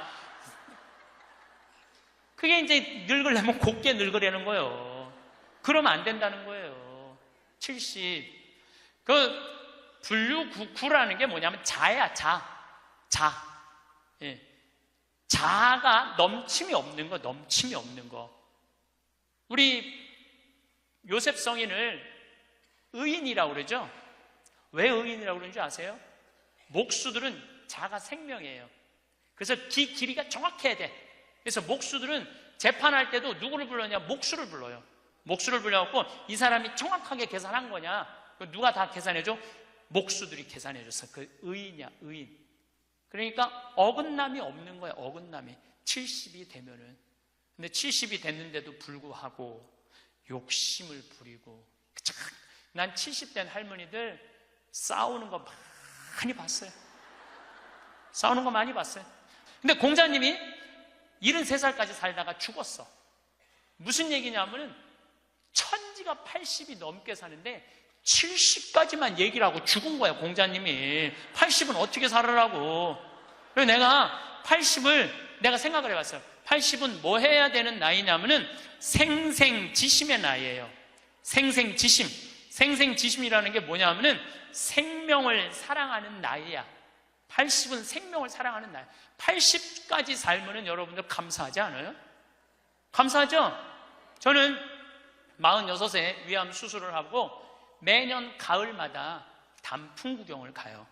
매년 셋째 주 월요일 날 우리 부관장 출신 신부들하고 단풍 구경을 가는데 너무너무 아름답더라고. 그때 내 기도문이 뭐냐면, 하느님, 올해도 단풍을 보게 해주셔서 감사합니다.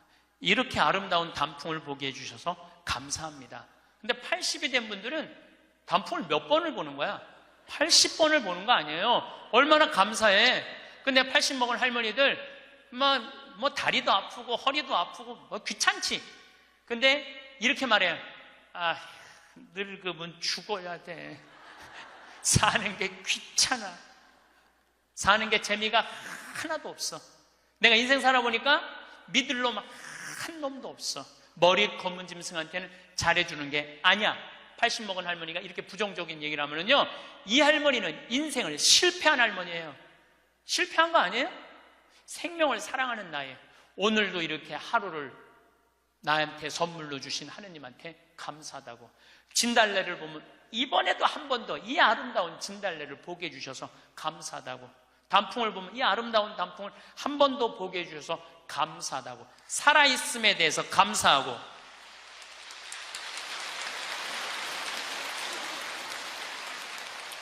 생명에 대해서 사랑하는 마음. 예. 저는 우리 요즘 대리임 때 우리 직원들 마니또를 해요. 작년에 느닷없이 마니또를 하자고 그러더라고요. 그래서 이제 쭉 뽑았어. 우리 직원이 40명인데 나는 이제 60 먹은 형제가 뽑혔어요. 근데 한 달 동안 그 형제만을 위해서 기도한다는 게 좀 그렇더라고요. 왜냐하면 내가 40명의 목자인데. 그래서 내가 매일 한 명씩 이름을 부어서 묵주기도 5단을 해줬어요. 나는 어떤 신념이 있느냐면, 하루에 묵주기도 기도 5단 이상 하면 안 된다는 신념이 있어요. 5단도 힘들어 죽겠는데 막 20단, 30단 하는 사람들 보면은 놀라워. 뭐 한다고 20단, 30단씩이나 해. 하루에 5단 이상 하면 안 된다는 신념이 있어요. 그런데 날짜는 30일인데 직원은 40명이잖아요. 그러니까 5단은 무조건 선물로 줘야 될 거 아니야. 하루에 10단을 하게 되더라고요. 그런데 하루가 너무 충만한 거야. 막 10단을 하니까 더 충만한 거야. 이거 봐라. 이 남을 위해서 기도하는 게 참 좋으네. 너무 좋더라고, 기도하는 게. 근데 다 못했어요. 신부님 미운 사람 없어요? 여러분들, 내 가슴이 얼마나 넓다고 미운 놈까지 다 고이 간직해야 돼? 그렇지 않아요? 여러분들, 미운 사람 꼭 가슴에 간직해야 돼요? 미운 사람 빨리 빼버리세요. 그리고 어떤 사람만 간직하면 돼? 좋은 사람, 소중한 사람만 하면은 그러게도 우리 인생은 벅차요. 근데 6.25 전쟁 똥구멍이 찢어지게 가난할 때 그때 내 돈 떼어먹고 도망간 놈, 내 상처 준 놈 그냥 기억할 필요가 뭐가 있냐 이거예요. 80이 돼서 이제까지 큰 사고 없이 6.25 넘어오고 그 힘든 거 다 넘어와서 지금 살면은 오늘 하루 밥 세 끼 먹으면 감사하면 돼요. 그래서 80 되신 분들은 입에서 뭐가 나와야 돼? 감사가 나와야 돼. 제가 자신 껴안기라는 주제로 이야기를 이제까지 했습니다. 여러분들, 나 자신을 껴안을 줄 알아야지, 나 자신을 껴안을 줄 알아야지 잘 살아요. 잘 살아야지 잘 죽을 수가 있어요. 그래서 15에 지우학하고, 30에 립하고, 40에 부록하고, 50에 지천명하고, 60에 이순하고, 70에 불류구하고, 80에 생생지심의 단계에 내가 갔는가? 이걸 물어보자는 거예요. 나는 지금 어떤 단계인가? 나는 뜻도 안 세운 거 아닌가? 뜻도 안 세우고 공부도 안 하고 또 내가 섰다면은 어떻게 살아가야 될 것인가? 쓴 사람으로서. 그 나는 정말로 욕심 없이 유혹받지 않고 악의 유혹을 받지 않고 정직하게 살아갈. 그리고 하늘의 뜻은 내가 알고 있는가? 하늘의 뜻은. 그리고 마음이 평화롭게 이순하고 있는가? 내가 하는 행동이 하느님이 하는 행동하고 똑같은가? 그리고 생명을 사랑하는 나인가? 그걸 알아야 돼. 그러면은 그런 정도의 사람이 되려고 그러면 공부해야 돼. 신부님, 저는요 신학교 공부했죠, 환경공학 공부했죠, 그 다음에 글 공부했어요. 그래서 저는 한국문인 회원이고 국제 팬클럽 회원이에요. 물론 우리 가톨릭 문인 회원이에요. 그래서 글 쓰는 공부 많이 했어요. 제가 잘났다는 게 아니고 끊임없이 공부하는 걸 게을리하면 안 돼요. 신부님은 팔자가 좋아갖고 대학 다니고 싶으면 대학 다니고, 대학원 다니고 싶으면 대학 다니고, 그 다음에 무슨 교수한테 글 배우고 싶으면 글 배우고. 신부님 팔자가 좋죠. 여러분들, 내가 팔자가 좋은 게 아니에요. 여러분들도 얼마든지 배울 수가 있어. 내가 지금 왜 이 핸드폰을 들고 왔다 갔다 하느냐면은 여기에 대학이 들어있어요. 여기에. 여기 유튜브를 통해서 모든 교수들 강의를 다 들을 수 있어요. 주옥 같은 강의가 다 들어있어요. 역사를 배우고 싶으면 역사를 치면 나오고, 철학을 배우고 싶으면 철학을 나오고, 성서를 치면 성서가 나오고, 그냥 너무너무 많아. 여기 이 휴대폰에 이거 맨날 메시지하고 전화 받는 걸로 하지 말고, 신부님 이거 어떻게 찾아요? 손자들한테 해달라고 그래. 손자들한테 이렇게 얘기하세요. 그게 손자들 교육이에요. 얘야, 나 소크라테스 변론이라는 거 듣고 싶은데, 변론이라는 걸 듣고 싶은데 이거 좀 내가 누르면 바로 나오게 해줘라. 그럼 걔 그거 찾아서 걔도 공부해. 맨날 게임만 하다가 할머니가 이거 좀 깔아달라고 그러면 걔 기가 막히게 깔아줘요. 누르면 나와. 누르면 막 결국은 내가 서야 돼. 내가 깨우쳐야 돼. 배우고 익히니 이 또한 기쁘지 아니한가? 라는 우리 공자님 말씀대로 저는 여러분들이 공부했으면 좋겠어요. 공부를 하면은요, 소크라테스 말씀처럼 지식은 덕으로 가고 덕은 곧 행복으로 이어진다는 거예요. 그래서 우리 교우들 열심히 공부하셔서 조금 더 성숙한 사람으로 변화돼 나갔으면 좋겠어요. 혹시 이런 적 있으신가요? 대화를 나누다 상대방이 무심코 던진 자랑 한마디에 기분이 상했던 경험, 또는 내가 자랑을 했다가 상대방이 뭔가 불편해 보였던 기억. 그런데요, 우리가 흔히 하는 자랑 중에서도 이 자랑은 정말 치명적입니다. 이 자랑이 입 밖으로 나오는 순간 관계는 무너지고 사람들은 등을 돌리게 되죠. 대체 이 자랑이 뭐길래 이렇게 위험한 걸까요? 그리고 왜 우리는 목에 칼이 들어와도 이 자랑만큼은 하지 말아야 할까요? 오늘 그 이유를 확실히 알려드리겠습니다. 이건 꼭 알고 넘어가셔야 해요. 자, 지금 바로 시작합니다. 첫 번째, 돈자랑 제발 하지 마세요.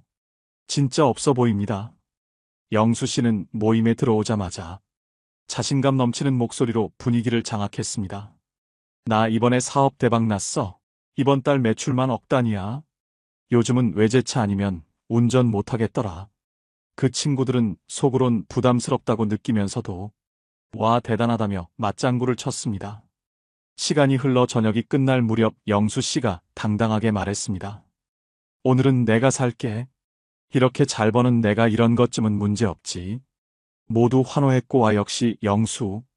그런데 정작 계산대 앞에서 영수 씨는 갑자기 핸드폰을 확인하더니 이렇게 말하며 자리를 떴습니다. 아, 갑자기 급한 일이 생겼다. 미안. 다음엔 내가 꼭 살게. 결국 남은 친구들이 각출해서 계산을 마쳤습니다. 모두 말은 안 했지만 속으로는 이런 생각이 들었습니다.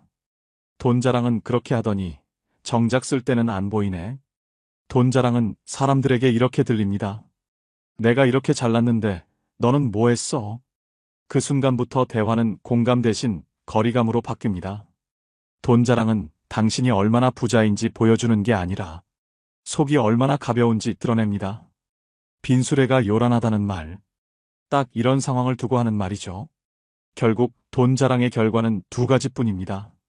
적을 만들거나 돈 빌려달라는 사람을 끌어들이거나 둘 다 당신이 바라던 결과는 아닐 겁니다. 율곡 이인은 이렇게 말했습니다.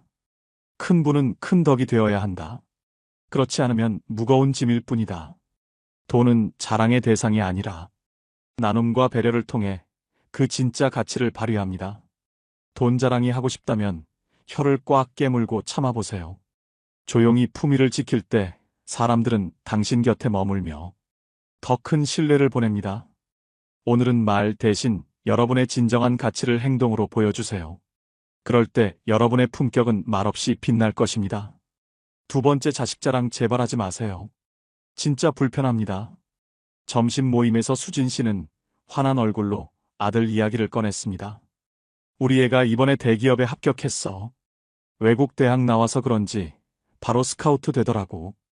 다른 엄마들은 겉으로는 와 대단하다며 웃었지만 분위기는 묘하게 가라앉았습니다. 특히 민정 씨는 말없이 고개만 끄덕이며 웃어 보였습니다. 그녀의 딸은 몇 년째 취업 준비 중이었기 때문이죠. 모임이 끝난 뒤 민정 씨는 조용히 혼잣말처럼 말했습니다. 저런 얘기 들으면 괜히 우리 애만 더 초라해 보이잖아. 자녀 자랑은 듣는 사람들에게 이렇게 들릴 수 있습니다. 우리 애는 이렇게 잘 나가는데 내 애는 뭐 하고 있니? 내겐 기쁜 일이 누군가에겐 비교와 열등감을 불러오는 무기가 될 수 있습니다. 특히 자녀에 대한 자랑은 부모의 자부심을 넘어 듣는 사람의 상황과 감정을 무시하는 결과를 낳기도 합니다. 공감이 없는 자랑은 결국 관계를 무너뜨리는 독이 될 뿐입니다. 율곡 이인은 이렇게 말했습니다. 자신의 자랑은 잠시 내려놓고 타인의 마음을 먼저 살펴라. 그것이 품격이다. 자녀 자랑은 나를 돋보이게 할 수 있을지 몰라도 사람의 마음을 배려하지 않는다면 진짜 품위는 사라지고 맙니다. 자녀 자랑이 하고 싶다면 혀를 꽉 깨물며 참아보세요. 대신 다른 부모의 이야기에 귀 기울이고 공감하는 사람이 되어보세요. 진정한 품격은 자랑에서 나오는 것이 아니라 따뜻한 공감과 배려 속에서 빛납니다. 오늘 여러분의 말 한마디가 누군가의 마음을 따뜻하게 할 수 있습니다. 그간 여러분은 누구보다도 품위 있는 사람이 될 겁니다. 세 번째, 인맥 자랑 제발 하지 마세요. 진짜 공허합니다. 저녁 모임에서 태호 씨는 대화를 주도하며 목소리를 높였습니다. 나 홍길동도 알아. 진짜 친해. 그 사람 집에도 몇 번 갔었지. 이번에 새로 낸 책도 나한테 사인해줬다니까. 다른 사람들은 겉으로는 와 대단하다라고 맞장구 쳤지만 속으론 묘한 씁쓸함이 스쳤습니다. 저 사람 정작 본인은 자랑할 게 없으니 남의 이름만 빌리는구나. 모임이 끝난 후 한 사람이 이렇게 말했습니다. 지가 잘나야지. 주변 사람만 잘나면 뭐해. 인맥 자랑은 사람들에게 이렇게 들릴 수 있습니다. 내 주변은 이렇게 대단한 사람들이 있는데 너는 뭐 있어? 하지만 이런 자랑은 공감을 얻기는커녕 듣는 사람들에게 공허함과 거리만 남깁니다. 사람들은 당신이 누구와 친한지보다 당신이 어떤 사람인지를 보고 싶어 합니다. 오히려 인맥을 자랑할 수 사람들은 이렇게 느낍니다. 저 사람은 자신의 힘으로 빛날 자신이 없으니 다른 사람의 이름 뒤에 숨는구나. 진짜 관계는 자랑하지 않아도 자연스럽게 드러납니다. 진정으로 가치 있는 사람은 인맥이 아니라 자신의 행동과 진심으로 사람들의 마음을 얻습니다. 율곡 이인은 말했습니다. 타인의 빛을 빌려 자신을 꾸미는 이는 결국 그림자에 갇힌다. 진짜 빛나는 사람은 주변의 인맥이 아니라 자신의 노력과 태도로 인정받는 사람입니다. 인맥 자랑이 하고 싶다면 혀를 꽉 깨물며 참아보세요. 대신 여러분의 장점과 성과로 대화를 채워보세요. 진정한 품격은 타인의 이름이 아닌 자신의 행동과 진심 속에서 빛납니다. 네 번째, 건강 자랑입니다. 77세 김금자 씨는 말합니다. 친구가 건강 자랑을 할 때마다 제 마음이 무너졌어요.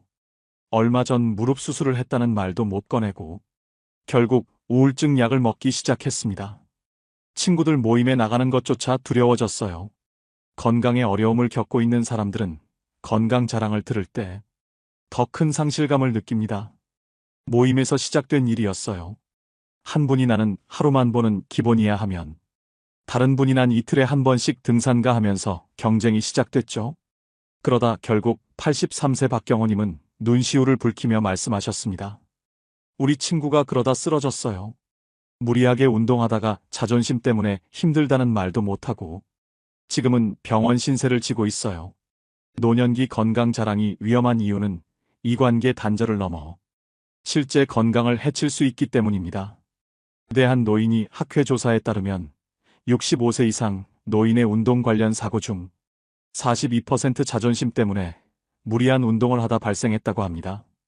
또한 국민건강보험공단의 최근 통계에 따르면 노년층 우울증 환자의 35%가 건강 비교로 인한 상실감을 경험한다고 하는데요. 그렇다면 이런 자랑의 유혹을 어떻게 이겨내야 할까요? 해답은 바로 겸손에 있습니다. 여기서 중요한 것은 겸손이 결코 자신의 가치를 낮추는 것이 아니라는 점입니다. 진정한 겸손이란 자신의 행복은 조용히 간직하면서 타인을 배려하고 존중하는 마음가짐입니다. 5번째, 과거의 성과 자랑입니다. 나이가 들면서 가장 피해야 할 자랑은 과거의 영광입니다. 과거 잘 나갔던 이야기에 대해 끊임없이 회상하는 것은 다른 사람들을 불편하게 만들 수 있으며 겸손함이 부족한 것으로 인식될 수도 있습니다. 은퇴한 심리 상담사 72세 안희수님은 이렇게 말합니다. 젊은 시절의 성공 이야기는 마치 마약과 같아요. 잠깐의 즐거움을 주지만 결국 현재의 자신을 초라하게 만듭니다. 제가 상담했던 분 중에는 과거 국가대표 출신이었는데 매일 그 시절 이야기만 하셨어요. 그러다 우울증이 왔죠. 현재의 삶에서는 만족을 찾지 못하시는 거예요. 과거의 영광이 오히려 현재 행복을 가로막은 거죠. 서울대학교 노년학과 연구팀은 최근 충격적인 보고서를 발표했습니다. 과거 성과 자랑을 주로 하는 노인일수록 우울증 발병률이 3배 높다는 내용이었습니다. 더 놀라운 것은 그들의 80%가 대인관계에서 고립을 경험한다는 점입니다. 이처럼 과거의 영광을 말하면서 다른 사람의 감정을 상하게 하는 실수도 해 그런 모습도 싫어지게 하는 요인입니다. 이런 모습은 결국 남들로부터 거리를 두게 만들며 사회적 관계에도 악영향을 미칠 수 있습니다. 그러나 나이 들수록 과거의 영광을 자주 이야기하는 것은 현재의 자신이 과거만큼 좋지 않다는 방증으로 여겨지기도 합니다. 과거에 멈춰 있는 사람이란 인식을 주며 미래로 나아가지 못하게 막을 수 있습니다. 자신을 초라하게 만들 수 있습니다. 나이 들면서 만나는 많은 모임이 싫어지는 이유 중 대표적인 것이 만나면 했던 말을 반복한다는 것입니다. 그것이 바로 과거 이야기입니다. 과거를 추억하며 이야기를 반복하니 다른 사람들도 지겹고 미래를 말하지 않고 웅크리는 모습에 다른 사람까지 우울한 기분이 전파되어 싫어지게 되는 것입니다. 나이가 들어감에 따라 과거의 영광이나 업적을 자랑하는 것은 미숙함과 불안의 표시로 보일 수 있음을 기억해야 합니다. 반면 과거의 영광을 이야기하는 것이 성숙한 태도로 인식되기 위해서는 자신의 경험과 성취를 타인에게 공유하면서도 현재의 삶을 존중하는 태도가 중요합니다. 더불어 자신의 과거의 경험을 토대로 새로운 가능성과 목표를 제시하면서 타인과 함께 공감하고 나누는 태도가 성숙한 태도로 인식될 수 있습니다. 과거의 경험을 다른 사람들을 돕기 위해 어떻게 사용할 수 있는지에 초점을 맞추는 것도 좋습니다. 자랑은 우리 모두가 갖고 있는 자연스러운 본능입니다. 하지만 어떤 자랑은 과거에는 자부심의 원천이었지만 나이가 들면서 창피함의 원천이 될 수 있습니다. 타인의 시기와 질투를 부를 수 있고 더 나아가 적으로 만들 위험이 있습니다. 특히 어떤 자랑은 나이 들수록 오히려 불안과 미성숙으로 보이게 만드는 경향이 짙습니다. 나이가 들수록 돈, 자녀, 인맥, 과거의 영광 등을 자랑하는 것은 그렇게 자랑할 일이 아님을 기억해야 합니다. 과거에 연연하지 않고 현재에 집중하며 미래를 내다보는 자세가 중요합니다. 나이가 들어감에 따라 우리의 가치는 지속적인 성장, 인생 경험을 통해 얻은 지혜, 주변 사람들의 삶에 미치는 긍정적인 영향에 있습니다. 겸손하고 열린 마음으로 삶에 접근하면 이 5가지 영역에 대한 자랑을 피하고 다른 사람들과 의미 있는 관계를 구축하는 데 집중할 수 있습니다. 이러한 태도를 통해 우리는 다른 사람들로부터 계속 배우고 시야를 넓히며 커뮤니티에도 긍정적으로 기여할 수 있을 것입니다. 자신이 누리고 있는 것에 대해 감사하고 겸손한 태도를 유지하는 것이야말로 진정한 성숙함을 보여주는 길입니다. 자랑보다는 나눔과 배려의 가치를 중요하게 여기는 삶이 더 많은 사람들에게 긍정적인 영향을 미칠 것입니다. 제일 날카로운 칼은 인간의 혀라는 말이 있습니다. 모든 화는 입으로부터 나옵니다. 그래서 입을 잘 지켜야 합니다. 그 날카로운 칼이 결국은 본인을 향해 겨눕니다. 그 화가 자기에게 돌아온다는 것이죠. 내 마음을 잘 다스려 마음의 문인 입을 잘 다스려야 합니다. 앵무새가 아무리 말을 잘한다 하더라도 자기 소리는 한마디도 할 줄 모릅니다. 사람이 아무리 훌륭한 말을 잘한다 하더라도 하지 말아야 할 말을 남발한다면 앵무새와 그 무엇이 다를까요? 살다 보면 많은 사람과의 인연을 맺고 삽니다. 사람을 만나서도 좋은 인간관계로 발전하려면 하지 말아야 될 말을 하지 않는 지혜가 중요합니다. 오늘은 말에 관한 법륜 스님의 지혜로 마음의 풍요로움을 얻으시길 소망합니다. 영상을 끝까지 시청해 주시고 주변의 소중한 분들에게도 공유하시면 더 많은 분들이 지혜를 얻으실 수 있습니다. 나의 사생활을 필요 이상으로 말하지 마세요. 사람을 만나면 벙어리가 되세요. 슬픔을 나누면 약점이 되고 기쁨을 나누면 시기가 됩니다. 입 밖으로 꺼내는 순간 인생이 망하는 10가지 말이 있습니다. 첫 번째, 내 과거를 남들에게 말하지 마라. 말은 한 번 뱉으면 주워 담을 수 없다. 내가 한 번 내뱉은 말은 더 이상 비밀이 될 수 없다. 한 이불을 같이 쓰는 배우자에게도 과거의 비밀은 지켜야 한다. 나중에 관계가 안 좋아지면 내 비밀이 치부가 되고 발목이 잡힌다. 하물며 타인이야 말해 무엇하겠는가. 아직도 과거의 상처가 힘들고 아픈가. 그때 했던 선택이 후회되는가. 그만큼 마음 아프게 후회했으면 이제 그만 보내줄 때가 되었다.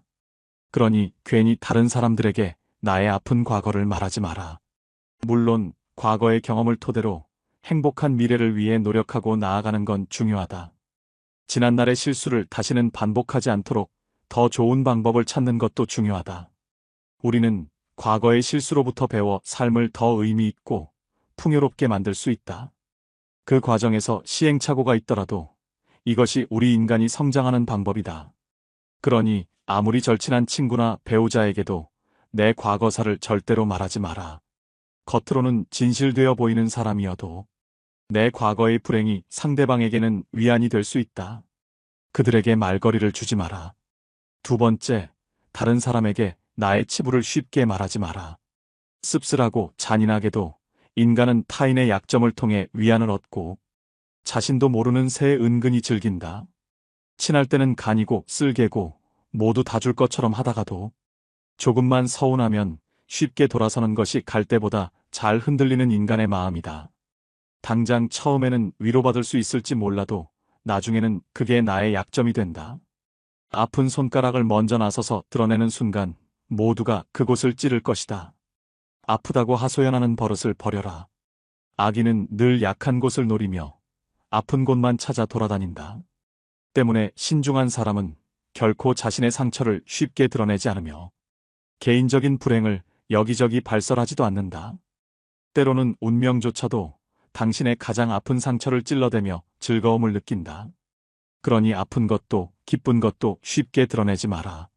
사람은 완벽하지 않아서 내 치부를 아는 사람이 말실수라도 하게 되면 그때는 더 이상 돌이킬 수가 없게 된다. 제발 부탁이지만 내가 한번 내뱉은 말은 더 이상 비밀이 될 수 없음을 기억해라. 내 입을 벗어난 비밀에는 살이 붙기 시작한다.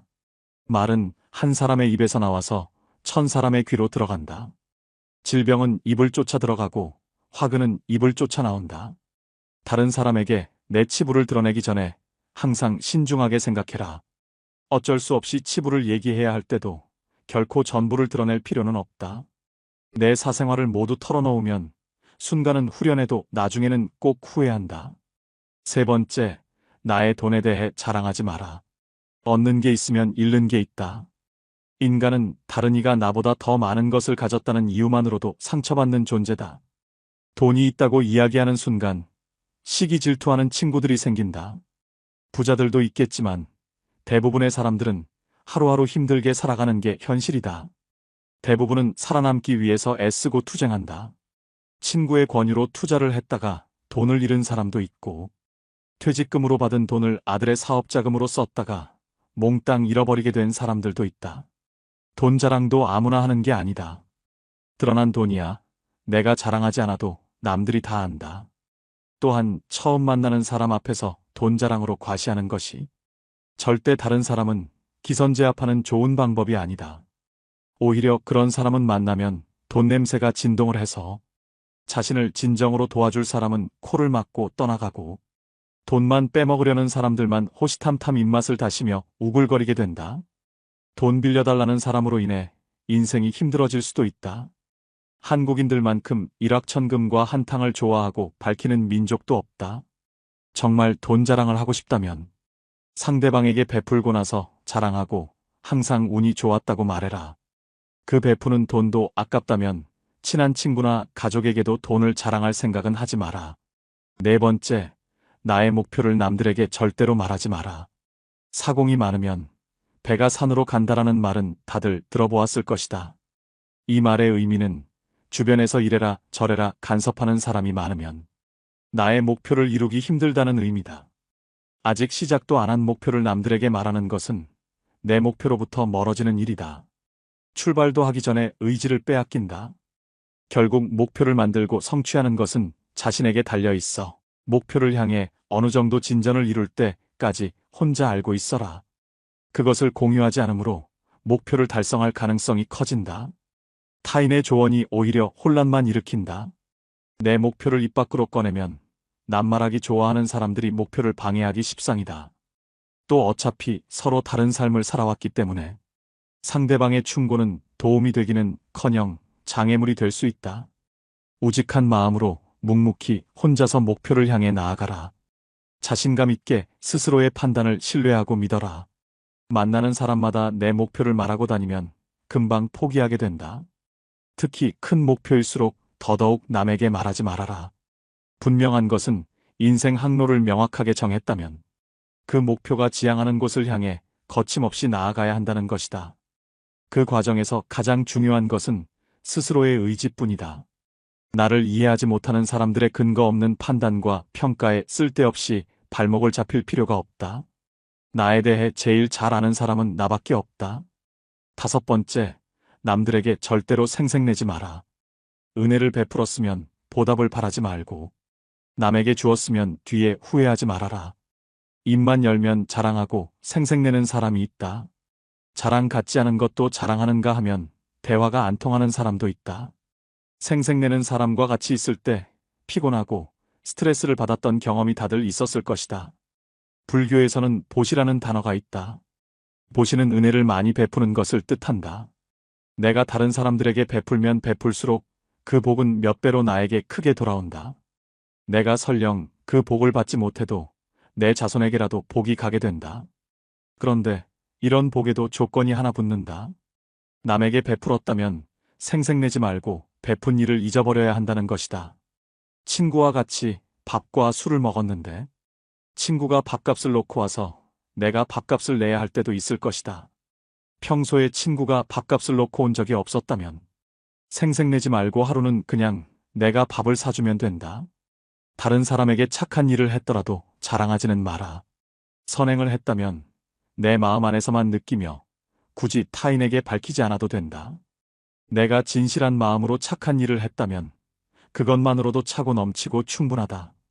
선행을 베푼 이후에는 남들에게 자랑하지 말고 내 행동의 의미를 느끼며 스스로에게 만족하라. 여섯 번째, 남들에게 내 가족의 비밀을 말하지 마라. 나에게도 사연과 비밀이 많은 것처럼 부모 형제네 그리고 아들 딸에게도 꼭 지키고 싶은 비밀이 있다. 혹시 아이들의 일기장을 몰래 꺼내본 적이 있는가? 만약 그런 적이 있다면 앞으로는 절대 아이의 비밀을 몰래 알려 하지 마라. 자식의 사생활을 지켜주는 게 가족의 화목함을 위해 좋다. 현명하고 지혜로운 사람들은 아무리 가족이라고 해도 서로의 사생활과 생각을 존중해준다. 또 남에게 가족의 비밀을 공유하지 않는다. 자식의 일기장을 몰래 보고 잔소리 한 번에 했더니 아이와 사이도 안 좋아지고 상황도 나빠진 경우가 많다. 모르는 게 약이다라는 말이 있다. 자녀가 어느 정도 성장했다면 알아도 모른 채 하고 타인에게는 더더욱 아예 비밀을 말하지 마라. 인간관계는 자신의 정신적 만족감을 위해서 하는 것이다. 다시 말하면 이익의 정도에 따라 상대방과의 관계가 달라질 수 있다는 말이다. 그래서 사람과 함께 살아가되 적당한 거리를 둬라.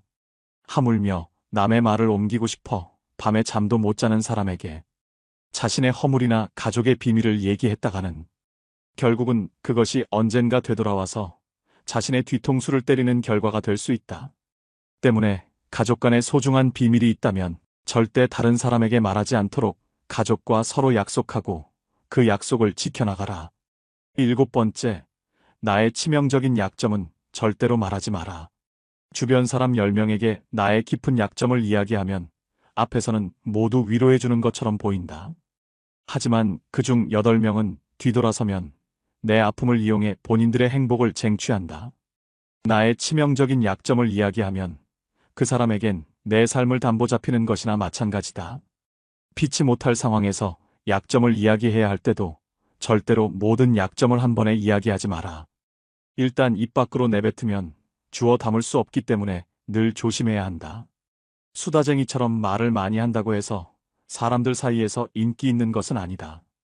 오히려 말실수 한 번으로 지금껏 내가 쌓아온 평판이 안 좋아질 수도 있다. 타인의 약점을 통해 위안을 얻고 즐기는 게 인간이다. 다른 누군가와의 대화와 위로를 통해 약점을 극복하려 하지 마라. 정말 치명적인 약점은 혼자의 노력으로 밖에 극복 불가능하다. 우정이 깊지 않은 사람과 깊은 대화를 나누지 말라. 내가 이 말을 해도 적절한가?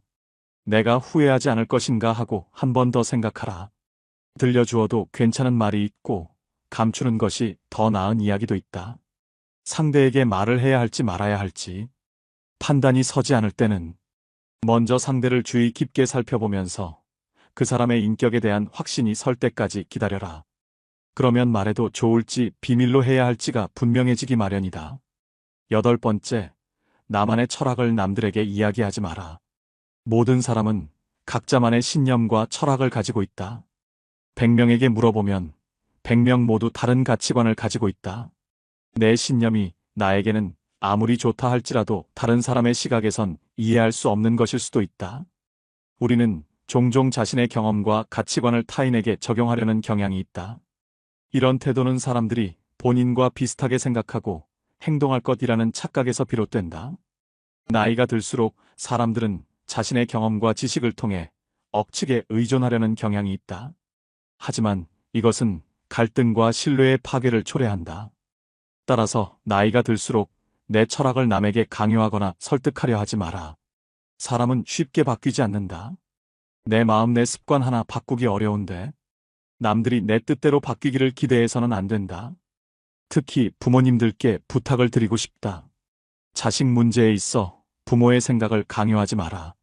중학교 2학년을 지나온 부모님들은 자녀들이 부모님의 말에 정확히 반대로 행동하고 때로는 반항한다는 사실을 알고 있을 것이다. 강요해서 잘 풀리는 일이란 없다. 자녀를 위해 최선을 다하되 스스로의 철학은 혼자서만 소신 있게 지키는 게 좋다. 9번째, 친구의 비밀을 알게 되어도 또 다른 친구에게 말을 옮기지 마라. 나를 믿는 친구가 본인의 비밀을 알려주어도 절대로 또 다른 누군가에게 그 말을 옮기지 마라. 다른 사람들과 누군가에 대한 뒷담화를 같이 하게 되면 그 순간에는 그들과 유대감을 형성하고 있다고 느낄지라도 결정적인 순간에는 결국 서로를 의심하고 불신하게 된다. 친구의 단점과 허물을 쉽게 말하지 않는다. 친구의 비밀은 내 마음속에 있는 판도라의 상자 깊은 곳에 넣고 잊어버려라. 내 친구를 진정한 친구라고 생각한다면 제발 나라도 그 비밀을 지켜줘야 한다. 가벼운 내 입 때문에 소중한 친구를 잃게 된다면 그보다 슬프고 억울한 일은 없다. 입장을 바꿔 내가 절친한 친구 한 명에게만 약점을 털어놨는데 시간이 지나 모두가 내 약점을 안다고 생각해보자. 절친과의 신뢰와 우정이 깨질 뿐만 아니라 배신당했다는 생각에 밤잠을 설칠 것이다. 10번째, 나의 재능을 남들에게 섣불리 말하지 마라. 은퇴를 하고 연금을 받는 사람 중에 자신만의 능력으로 남들을 도와주며 마음이 풍요로운 노후를 보내는 분도 있다. 이들은 참으로 멋진 분들이다. 하지만 어떤 분야에서 특별한 재능이 있다고 굳이 떠벌리고 다닐 필요는 없다. 시기 질투가 많은 사람들에게는 오히려 나의 선의와 선행이 안 좋게 보일 수도 있다. 힘든 상황에 있는 사람을 발견한다면 많은 말 대신에 그냥 조용히 가서 도와주는 것이 좋다. 작은 능력이라도 꼭 필요한 사람에게 도움을 주면 상대는 크게 감동할 것이다. 정말 필요한 사람에게 도움을 주었기 때문에 시기 질투를 받을 일도 없다. 이에 더해 내가 뿌듯함을 느끼게 되는 것은 말할 필요도 없다. 재능으로 남들에게 기꺼이 도움을 주었다면 다른 사람들에게 알리고 다니지 마라. 겸손한 마음가짐으로 잊어버려라. 재능을 말하고 다니면 안 되는 한 가지 이유가 더 있다. 내 능력을 사람들에게 말하곤 다니면 주위에 시간을 내달라는 사람이 많아진다. 이제 우리는 청년이 아니기 때문에 늙은 몸을 아껴가며 사용하는 것이 내 자식들에게 도움이 된다는 사실을 잊지 마라. 이제는 우리 아이들에게 재산이나 건물을 물려주는 것보다 내가 건강하게 노후를 보내는 것이 오히려 돕는 길이다. 그러니 몸을 아껴서 건강한 삶을 유지하면서도 주변 사람들을 도울 수 있는 방법을 생각해 봐야 한다. 오늘 지혜의 말씀 어떠셨나요? 현명한 인간관계를 위해 10가지의 말을 입 밖에 내지 않아야 합니다. 첫 번째, 내 과거를 남들에게 말하지 마라. 두 번째, 다른 사람에게 나의 치부를 쉽게 말하지 마라. 세 번째, 나의 돈에 대해 자랑하지 마라. 네 번째, 나의 목표를 남들에게 절대로 말하지 마라. 다섯 번째, 남들에게 절대로 생색내지 마라. 여섯 번째, 남들에게 내 가족의 비밀을 말하지 마라. 일곱 번째, 나의 치명적인 약점은 절대로 말하지 마라. 여덟 번째, 나만의 철학을 남들에게 이야기하지 마라. 아홉 번째, 친구의 비밀을 알게 되어도 또 다른 친구에게 말을 옮기지 마라. 열 번째, 나의 재능을 남들에게 섣불리 말하지 마라. 오늘의 지혜가 인생의 길잡이로서 여러분들의 마음속에 걸음이 되고 미랄이 되어 알찬 수확을 올릴 수 있었으면 좋겠습니다. 인생의 후반기에 접어들었다면 품격 있는 사람들의 습관을 배우고 실천해서 남은 인생을 아름답고 우아하게 살아가시길 바랍니다. 단순히 알고 있는 것과 그것을 실제 삶에 적용시키는 것은 전혀 별개의